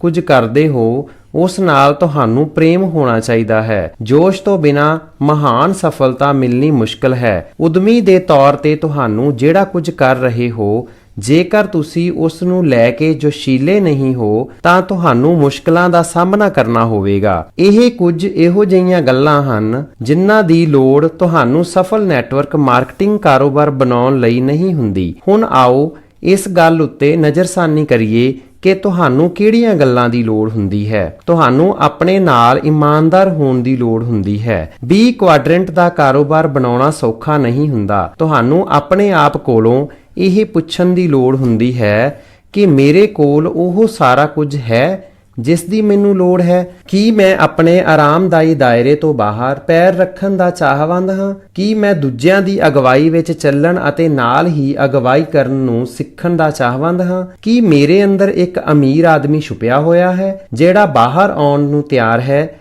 ਜੇਕਰ ਜਵਾਬ ਹਾਂ ਹੋਵੇ ਤਾਂ ਫਿਰ ਇਹੋ ਜਿਹੀ ਨੈਟਵਰਕ ਮਾਰਕੀਟਿੰਗ ਕੰਪਨੀ ਦੀ ਤਲਾਸ਼ ਸ਼ੁਰੂ ਕਰ ਦਿਓ ਜਿਸ ਦੀ ਇੱਕ ਬਿਹਤਰੀਨ ਸਿਖਲਾਈ ਯੋਜਨਾ ਹੋਵੇ। ਜੌਨ। ਮੈਂ ਇਸ ਵਿੱਚ ਇਹ ਜੋੜਨਾ ਚਾਹਾਂਗਾ, ਪੂਰੀ ਤਰ੍ਹਾਂ ਸਪਸ਼ਟ ਕਰ ਲਓ ਕਿ ਤੁਸੀਂ ਕਿੱਥੇ ਹੋ ਅਤੇ ਆਪਣੇ ਜੀਵਨ ਵਿੱਚ ਕੀ ਹਾਸਲ ਕਰਨਾ ਚਾਹੁੰਦੇ ਹੋ। ਤੁਸੀਂ ਕੀ ਹਾਸਲ ਕਰਨਾ ਚਾਹੁੰਦੇ ਹੋ ਉਸ ਦਾ ਸੁਪਨਾ ਜ਼ਰੂਰੀ ਹੈ। ਫਿਰ ਆਪਣੀ ਆਸ਼ਾਵਾਂ ਬਾਰੇ ਸਪਸ਼ਟ ਰਹੋ। ਇਸ ਬਾਰੇ ਸਪਸ਼ਟ ਰਹੋ ਕਿ ਇਸ ਵਿੱਚੋਂ ਕਿਹੜੀਆਂ ਚੀਜ਼ਾਂ ਦੀ ਲੋੜ ਹੋਵੇਗੀ, ਹਰ ਹਫ਼ਤੇ ਕਿੰਨਾ ਸਮਾਂ ਦੇਣਾ ਹੋਵੇਗਾ, ਨਾਲ ਹੀ ਲੱਗਣ ਵਾਲੇ ਧਨ, ਯੋਗਤਾਵਾਂ ਅਤੇ ਸੰਸਾਧਨਾਂ ਦੀ ਲੋੜ ਬਾਰੇ ਵੀ ਜਾਣ ਲਓ। ਇਹ ਸਪਸ਼ਟ ਜਾਣ ਲਓ ਕਿ ਇਸ ਕਾਰੋਬਾਰ ਨੂੰ ਸਫਲ ਬਣਾਉਣ ਲਈ ਤੁਹਾਨੂੰ ਕਿਹੜੇ ਕੰਮ ਕਰਨੇ ਪੈਣਗੇ। ਇੱਕ ਯਥਾਰਥਵਾਦੀ ਸਮਾਂ ਸੀਮਾ ਤੈਅ ਕਰ ਲਓ। ਡੋਨਾਲਡ ਟਰੰਪ ਨਾਲ ਮੈਂ ਇੱਕ ਪੁਸਤਕ ਲਿਖੀ ਹੈ, ਅਸੀਂ ਤੁਹਾਨੂੰ ਅਮੀਰ ਕਿਉਂ ਬਣਾਉਣਾ ਚਾਹੁੰਦੇ ਹਾਂ। ਇਸ ਵਿੱਚ ਡੋਨਾਲਡ ਨੇ ਲਿਖਿਆ ਸੀ, ਨੈਟਵਰਕ ਮਾਰਕੀਟਿੰਗ ਵਿੱਚ ਉਦਮਤਾ ਭਾਵਨਾ ਦੀ ਲੋੜ ਹੁੰਦੀ ਹੈ ਅਤੇ ਇਸ ਦਾ ਅਰਥ ਹੈ ਇਕਾਗਰਤਾ ਅਤੇ ਲਗਨ। ਜਿਹੜੇ ਲੋਕ ਜ਼ਿਆਦਾ ਸਵੈ ਪ੍ਰੇਰਿਤ ਨਹੀਂ ਹਨ ਉਹਨਾਂ ਨੂੰ ਮੈਂ ਨੈਟਵਰਕ ਮਾਰਕੀਟਿੰਗ ਦੀ ਸਲਾਹ ਨਹੀਂ ਦਿੰਦਾ। ਡੋਨਾਲਡ ਨੇ ਬਿਲਕੁਲ ਠੀਕ ਕਿਹਾ ਹੈ। ਇਸ ਵਿੱਚ ਸਹੀ ਨਜ਼ਰੀਏ ਦੀ ਲੋੜ ਹੁੰਦੀ ਹੈ। ਮੇਰੇ ਲਈ ਉਦਮੀ ਬਣਨਾ ਇੱਕ ਨਿਰੰਤਰ ਪ੍ਰਕਿਰਿਆ ਹੈ ਜਿਹੜੀ ਅੱਜ ਵੀ ਜਾਰੀ ਹੈ ਅਤੇ ਮੈਨੂੰ ਯਕੀਨ ਹੈ ਕਿ ਉਦਮਤਾ ਦੀ ਮੇਰੀ ਸਿਖਲਾਈ ਅੰਤ ਤੱਕ ਚੱਲਦੀ ਰਹੇਗੀ। ਮੈਨੂੰ ਕਾਰੋਬਾਰ ਕਰਨਾ ਚੰਗਾ ਲੱਗਦਾ ਹੈ ਅਤੇ ਵਿਹਾਰਿਕ ਸਮੱਸਿਆਵਾਂ ਨੂੰ ਸੁਲਝਾਉਣ ਨਾਲ ਪ੍ਰੇਮ ਹੈ। ਇਹ ਇੱਕ ਇਹੋ ਜਿਹੀ ਪ੍ਰਕਿਰਿਆ ਹੈ ਜਿਹੜੀ ਮੈਨੂੰ ਮਨ ਭਾਉਂਦਾ ਜੀਵਨ ਪ੍ਰਦਾਨ ਕਰਦੀ ਹੈ। ਹਾਲਾਂਕਿ ਇਹ ਪ੍ਰਕਿਰਿਆ ਮੇਰੇ ਲਈ ਕਈ ਵਾਰੀ ਮੁਸ਼ਕਲ ਰਹੀ ਹੈ ਲੇਕਿਨ ਇਹ ਸਾਰਥਕ ਰਹੀ ਹੈ। ਇੱਕ ਵਿਚਾਰ ਨੇ ਮੈਨੂੰ ਲਗਾਤਾਰ ਚੱਲਦੇ ਰਹਿਣ ਲਈ ਪ੍ਰੇਰਿਤ ਕੀਤਾ। ਇਹ ਹਨੇਰੇ ਤੋਂ ਭਰਪੂਰ ਇੱਥੋਂ ਤੱਕ ਕਿ ਸਭ ਤੋਂ ਵੱਧ ਹਨੇਰੇ ਘੰਟਿਆਂ ਵਿੱਚ ਵੀ ਮੇਰੀ ਰਾਹ ਨੂੰ ਰੋਸ਼ਨ ਕਰਦਾ ਰਿਹਾ। ਇਹ ਵਿਚਾਰ ਮੈਨੂੰ ਇੱਕ ਚੀਨੀ ਫੋਰਚੂਨ ਕੁਕੀ ਤੋਂ ਮਿਲਿਆ ਸੀ। ਮੈਂ ਇਸ ਨੂੰ ਸਾਡੀ ਸਰਫਰ ਵਾਲਟ ਕੰਪਨੀ ਦੇ ਆਫਿਸ ਫੋਨ ਦੇ ਥੱਲੇ ਟੇਪ ਨਾਲ ਚਿਪਕਾ ਲਿਆ ਸੀ। ਇਸ ਤੇ ਲਿਖਿਆ ਸੀ, ਤੁਸੀਂ ਕਦੀ ਵੀ ਮੈਦਾਨ ਛੱਡ ਸਕਦੇ ਹੋ ਤੇ ਫਿਰ ਇਸ ਵੇਲੇ ਕਿਉਂ ਨਹੀਂ ਛੱਡਦੇ। ਮੈਨੂੰ ਕਈ ਇਹੋ ਜਿਹੇ ਫੋਨ ਕਾਲਜ਼ ਸੁਣਨੇ ਪੈਂਦੇ ਸਨ ਜਿਨ੍ਹਾਂ ਨਾਲ ਮੈਂ ਸੋਚਣ ਲੱਗਦਾ ਸੀ ਕਿ ਮੈਦਾਨ ਛੱਡ ਦਿਆਂ, ਪਰ ਫੋਨ ਰੱਖਣ ਤੋਂ ਬਾਅਦ ਮੈਂ ਫੋਰਚੂਨ ਕੁਕੀ ਦੇ ਬੁੱਧੀਮਤਾਪੂਰਨ ਸ਼ਬਦਾਂ ਉੱਤੇ ਨਜ਼ਰ ਪਾਉਂਦਾ ਸੀ ਅਤੇ ਆਪਣੇ ਆਪ ਨੂੰ ਕਹਿੰਦਾ ਸੀ, ਮੇਰੀ ਮੈਦਾਨ ਛੱਡਣ ਦੀ ਬੜੀ ਤੀਵਰ ਇੱਛਾ ਹੋ ਰਹੀ ਹੈ ਲੇਕਿਨ ਮੈਂ ਅੱਜ ਮੈਦਾਨ ਨਹੀਂ ਛੱਡਾਂਗਾ, ਮੈਂ ਕੱਲ ਮੈਦਾਨ ਛੱਡਾਂਗਾ। ਚੰਗੀ ਗੱਲ ਇਹ ਹੈ ਕਿ ਉਹ ਕੱਲ ਕਦੇ ਆਇਆ ਹੀ ਨਹੀਂ। ਮੇਰੇ ਅਮੀਰ ਡੈਡੀ ਕਹਿੰਦੇ ਸਨ ਕਿ ਜੇਕਰ ਅਮੀਰ ਬਣਨਾ ਇੰਨਾ ਸੌਖਾ ਹੁੰਦਾ ਤਾਂ ਸੰਸਾਰ ਦਾ ਹਰ ਵਿਅਕਤੀ ਅਮੀਰ ਬਣ ਜਾਂਦਾ। ਇਸ ਲਈ ਜਦੋਂ ਲੋਕ ਮੈਨੂੰ ਪੁੱਛਦੇ ਹਨ ਕਿ ਉਹ ਨੰਬਰ 1 ਚੀਜ਼ ਕਿਹੜੀ ਹੈ ਜਿਸ ਨੇ ਅਮੀਰ ਬਣਨ ਵਿੱਚ ਮੇਰੀ ਮਦਦ ਕੀਤੀ, ਤਾਂ ਮੇਰਾ ਜਵਾਬ ਹੁੰਦਾ, ਮੈਂ ਨਹੀਂ ਚਾਹੁੰਦਾ ਸੀ ਕਿ ਕੋਈ ਮੈਨੂੰ ਦੱਸੇ ਕਿ ਮੈਨੂੰ ਕੀ ਕਰਨਾ ਹੈ। ਮੈਂ ਆਪਣੀ ਸੁਤੰਤਰਤਾ ਨੂੰ ਬੜੀ ਸ਼ਿੱਦਤ ਨਾਲ ਚਾਹੁੰਦਾ ਸੀ। ਮੈਂ ਨੌਕਰੀ ਦੀ ਸੁਰੱਖਿਆ ਨਹੀਂ ਸੀ ਚਾਹੁੰਦਾ, ਮੈਂ ਤਾਂ ਵਿੱਤੀ ਸੁਤੰਤਰਤਾ ਚਾਹੁੰਦਾ ਸੀ ਅਤੇ ਨੈਟਵਰਕ ਮਾਰਕੀਟਿੰਗ ਇਹੀ ਪ੍ਰਦਾਨ ਕਰਦੀ ਹੈ। ਜੇਕਰ ਤੁਹਾਨੂੰ ਇਹ ਪਸੰਦ ਹੋਵੇ ਕਿ ਕੋਈ ਦੂਜਾ ਤੁਹਾਨੂੰ ਦੱਸੇ ਕਿ ਤੁਸੀਂ ਕਿੰਨੇ ਪੈਸੇ ਕਮਾ ਸਕਦੇ ਹੋ ਅਤੇ ਤੁਹਾਨੂੰ ਕੰਮ ਤੇ ਕਦੋਂ ਆਉਣਾ ਚਾਹੀਦਾ ਹੈ ਅਤੇ ਕਦੋਂ ਜਾਣਾ ਚਾਹੀਦਾ ਹੈ, ਤੇ ਨੈਟਵਰਕ ਮਾਰਕੀਟਿੰਗ ਕਾਰੋਬਾਰ ਤੁਹਾਡੇ ਲਈ ਨਹੀਂ ਹੈ। ਇਸ ਵਿੱਚ ਸੱਚੇ ਵਿਕਾਸ ਦੀ ਲੋੜ ਹੁੰਦੀ ਹੈ। ਨੈਟਵਰਕ ਮਾਰਕੀਟਿੰਗ B ਕੁਆਡਰੈਂਟ ਦਾ ਕਾਰੋਬਾਰ ਹੋ ਸਕਦਾ ਹੈ ਲੇਕਿਨ ਜ਼ਰੂਰੀ ਨਹੀਂ ਹੈ ਕਿ ਇਹ ਬਣੇ ਹੀ। ਇਹ ਤੁਹਾਡੇ ਉੱਤੇ ਨਿਰਭਰ ਕਰਦਾ ਹੈ। ਨੈਟਵਰਕ ਮਾਰਕੀਟਿੰਗ ਉਹਨਾਂ ਲੋਕਾਂ ਲਈ ਆਦਰਸ਼ ਜ਼ਰੀਆ ਹੈ ਜਿਹੜੇ B ਕੁਆਡਰੈਂਟ ਦੇ ਸੰਸਾਰ ਵਿੱਚ ਦਾਖਲ ਹੋਣਾ ਚਾਹੁੰਦੇ ਹਨ। E ਅਤੇ S ਕੁਆਡਰੈਂਟਸ ਵਿੱਚ ਤੁਹਾਡੀ ਆਮਦਨ ਦੀ ਸੰਭਾਵਨਾ ਆਮ ਤੌਰ ਤੇ ਇਸ ਗੱਲ ਕਾਰਨ ਸੀਮਤ ਹੁੰਦੀ ਹੈ ਕਿ ਤੁਸੀਂ ਵਿਅਕਤੀਗਤ ਤੌਰ ਤੇ ਕਿੰਨਾ ਉਤਪਾਦਨ ਕਰ ਸਕਦੇ ਹੋ, ਲੇਕਿਨ ਨੈਟਵਰਕ ਮਾਰਕੀਟਿੰਗ ਕਾਰੋਬਾਰ ਵਿੱਚ ਤੁਸੀਂ ਉਨਾ ਕਮਾ ਸਕਦੇ ਹੋ ਜਿੰਨਾ ਕਿ ਤੁਹਾਡਾ ਨੈਟਵਰਕ ਉਤਪੰਨ ਕਰਦਾ ਹੈ। ਇਸ ਦਾ ਮਤਲਬ ਹੈ ਕਿ ਜਦੋਂ ਤੁਸੀਂ ਇੱਕ ਬਹੁਤ ਵੱਡਾ ਨੈਟਵਰਕ ਬਣਾ ਲੈਂਦੇ ਹੋ ਤਾਂ ਤੁਸੀਂ ਢੇਰ ਸਾਰਾ ਪੈਸਾ ਬਣਾ ਸਕਦੇ ਹੋ। ਬਹਰਹਾਲ ਕਿਸੇ ਨੈਟਵਰਕ ਮਾਰਕੀਟਿੰਗ ਕੰਪਨੀ ਵਿੱਚ ਸ਼ਾਮਲ ਹੋਣ ਨਾਲ ਹੀ ਤੁਹਾਡਾ ਨਵਾਂ ਕਾਰੋਬਾਰ B ਕੁਆਡਰੈਂਟ ਕਾਰੋਬਾਰ ਨਹੀਂ ਬਣ ਜਾਂਦਾ ਜਦੋਂ ਤੱਕ ਕਿ ਇਹ ਵਾਕਈ ਵੱਡਾ ਨਾ ਹੋਵੇ। ਜੌਨ, ਵੱਡੇ ਕਾਰੋਬਾਰ ਦੀ ਤਕਨੀਕੀ ਵਿਆਖਿਆ ਇਹ ਹੈ ਕਿ ਉਸ ਵਿੱਚ 500 ਜਾਂ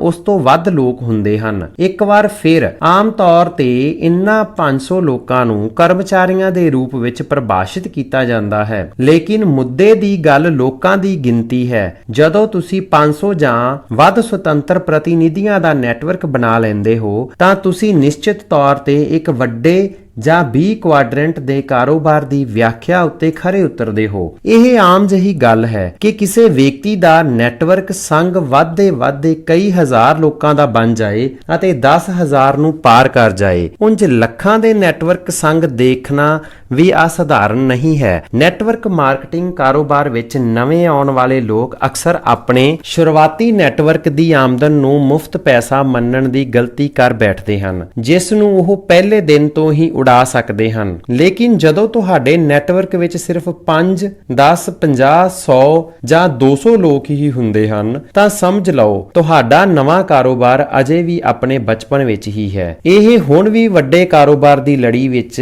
ਨਹੀਂ ਪਹੁੰਚਿਆ ਹੈ। ਜਦੋਂ ਤੁਹਾਡੇ ਨੈਟਵਰਕ ਵੱਧ ਕੇ 500 ਲੋਕਾਂ ਤੋਂ ਪਾਰ ਹੋ ਜਾਂਦਾ ਹੈ ਤਾਂ ਹਜ਼ਾਰਾਂ ਵਿੱਚ ਪਹੁੰਚ ਜਾਂਦਾ ਹੈ, ਤਦੋਂ ਇਹ B ਕੁਆਡਰੈਂਟ ਦਾ ਸੱਚਾ ਕਾਰੋਬਾਰ ਬਣਦਾ ਹੈ ਜਿਸ ਨਾਲ ਨਿਸ਼ਕਿਰਿਆ ਆਮਦਨ ਉਤਪੰਨ ਹੁੰਦੀ ਹੈ। ਹੈ। ਇਹ ਸਿਰਫ ਕਾਰਜਕਾਰੀ ਨੈਟਵਰਕ ਹੀ ਨਹੀਂ, ਇਹ ਤਾਂ ਆਮਦਨ ਉਤਪੰਨ ਕਰਨ ਵਾਲੀ ਸੰਪत्ति ਹੈ। ਲੇਕਿਨ ਇਸ ਦਾ ਮਤਲਬ ਹੈ ਕਿ ਕੰਪਨੀ ਵਿੱਚ ਸ਼ਾਮਲ ਹੋਣ ਦੇ ਦਿਨ ਤੋਂ ਲੈ ਕੇ 500 ਤੋਂ ਵੱਧ ਲੋਕਾਂ ਦਾ ਨੈਟਵਰਕ ਬਣਾਉਣ ਦੀ ਅਵਸਥਾ ਤੱਕ ਪਹੁੰਚਣ ਦੀ ਸਮਾਂ ਸੀਮਾ ਆਰੰਭਕ ਸਮੇਂ ਤੈਅ ਹੁੰਦੀ ਹੈ, ਜਿਸ ਵਿੱਚ ਤੁਸੀਂ ਆਪਣੀ ਨੀਂਹ ਪਾਉਂਦੇ ਹੋ। ਇਸ ਨੂੰ ਸਹੀ ਨਜ਼ਰੀਏ ਨਾਲ ਦੇਖੋ। ਅਸਲ ਨਿਸ਼ਾਨੇ ਉੱਤੇ ਨਜ਼ਰ ਅਜ਼ਮਾਈ ਰੱਖੋ। ਦੌਲਤ ਜਾਂ ਸੰਪत्ति ਬਣਾਉਣਾ, ਇਸ ਵਿੱਚ ਸਮੇਂ ਦੀ ਲੋੜ ਹੁੰਦੀ ਹੈ। ਜੇਕਰ ਤੁਹਾਡੇ ਮਨ ਵਿੱਚ ਇਹ ਵਿਚਾਰ ਹੈ ਕਿ ਤੁਸੀਂ ਕੋਈ ਨੈਟਵਰਕ ਮਾਰਕੀਟਿੰਗ ਕਾਰੋਬਾਰ ਸ਼ੁਰੂ ਕਰਨ ਤੋਂ ਉਪਰੰਤ ਬਾਅਦ ਪੈਸਾ ਕਮਾਉਣ ਲੱਗੋਗੇ, ਤਾਂ ਹੁਣ ਵੀ ਤੁਸੀਂ ਈ ਜਾਂ ਐਸ ਕੁਆਡਰੈਂਟ ਵਿੱਚ ਰਹਿਣ ਵਾਲੇ ਵਿਅਕਤੀ ਵਾਂਗ ਹੀ ਸੋਚ ਰਹੇ ਹੋ। ਅਸਲ ਵਿੱਚ ਫਟਾਫਟ ਅਮੀਰ ਬਣੋ ਵਾਲੀ ਧੋਖਾਧੜੀ ਦੀ ਯੋਜਨਾਵਾਂ ਵਿੱਚ